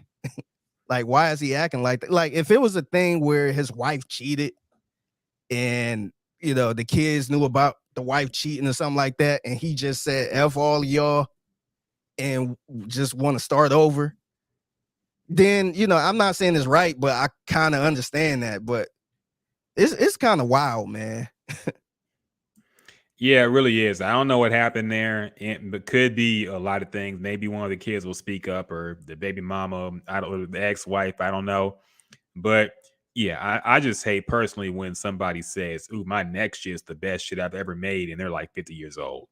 Okay, Yeah. No, it's not. Okay, you had your run, it's over. You're not going to be an R&B icon at 50 plus years old. Sorry. Yeah. HRW on Twitch asked, did either of y'all go to the Smart Financial Classic Hip Hop show? I did not. I looked up the lineup when you mentioned that, and I wish I did, honestly. Yes, Scarface, Dougie Fresh, Rakim, Slick Rick, Big Daddy Kane, and DJ Jazzy Jeff. Now, see, that's like a real old school show, man. Yeah. I don't like 40 and up. Yeah, that's like a real old school hip hop show. I don't like when they throw a hip hop show and they throw in people from like the 80s and the 2000s. I like, nah, that's two different eras. Okay, you got Grandmaster Flash, and then you got somebody like Bow Wow or some shit. Like, come on, man. Like, nah. But that sounds like it was a dope show, man. I didn't go. I didn't even know what was happening. It was on April 29th. I wish I went. But if you did, let us know how it was, man. That looks dope. I just want to go see a DJ Jazzy Jeff show, man. He puts on an amazing DJ set. So I want to see him one day. I want to say this show was around the same time of the remember the show I think it was a show with like Juvenile, Manny Fresh. It was a show, something like Or you know what? I think it was a show, something like that, where it was a bunch of legend. It was like a legend show. It was like Juvenile, Manny Fresh, and some other people that was kind of late 90s, early 2000s, somewhere around there. I think it was a show like that because people was kind of getting them confused. So I didn't go to this one though. This one sound fire. Yeah, kind of hate that I missed it, man. I wish I had a heads up, man. I would have to dress up in the Adidas suit. Right. Oh, you definitely get the Kango popping. Yeah. But I can't go in there with no tight jeans. Gotta have a big ass gold chain, man. But yeah, if you went, let us know how that shit went. Anything? I think that about wraps it up for this podcast, man. I think that covers up pretty much everything that went down this week. So we can go ahead and close this one out. It's been a long podcast. It's been a good one though. We appreciate all the feedback. Everybody watching on YouTube, Twitch, Facebook. We appreciate y'all, man. This was fun. Yes. No, definitely. We do it again every Friday around 8:00. Streaming live on YouTube, Twitch, Facebook, etc. Also have the podcast up on all streaming platforms like Spotify, Apple Podcast. We're not on Tidal yet. I think we've given that up. Yeah. We just don't have the plug. But appreciate everybody who came through. We actually had so many I can't even name y'all all this time. But Miguel, Derek, HRW, everybody else, Tab stopped by, Armchair Keyboard Coach, everybody. Yes, all y'all. Mark Nash TV. We got to link up again, man. Yes. Appreciate everybody who stopped by and left comments and watched the podcast, man. Yeah. Boom. My little niece Diasha, Miguel. Yeah. Shout out to all y'all. This was fun. It was. Let's do it again next week. How about that? Yes. And until then, y'all, peace out. Peace, love, in the words of now Rock and Roll Hall of Famer Don Cornelius. Peace, love, and soul, y'all. Peace.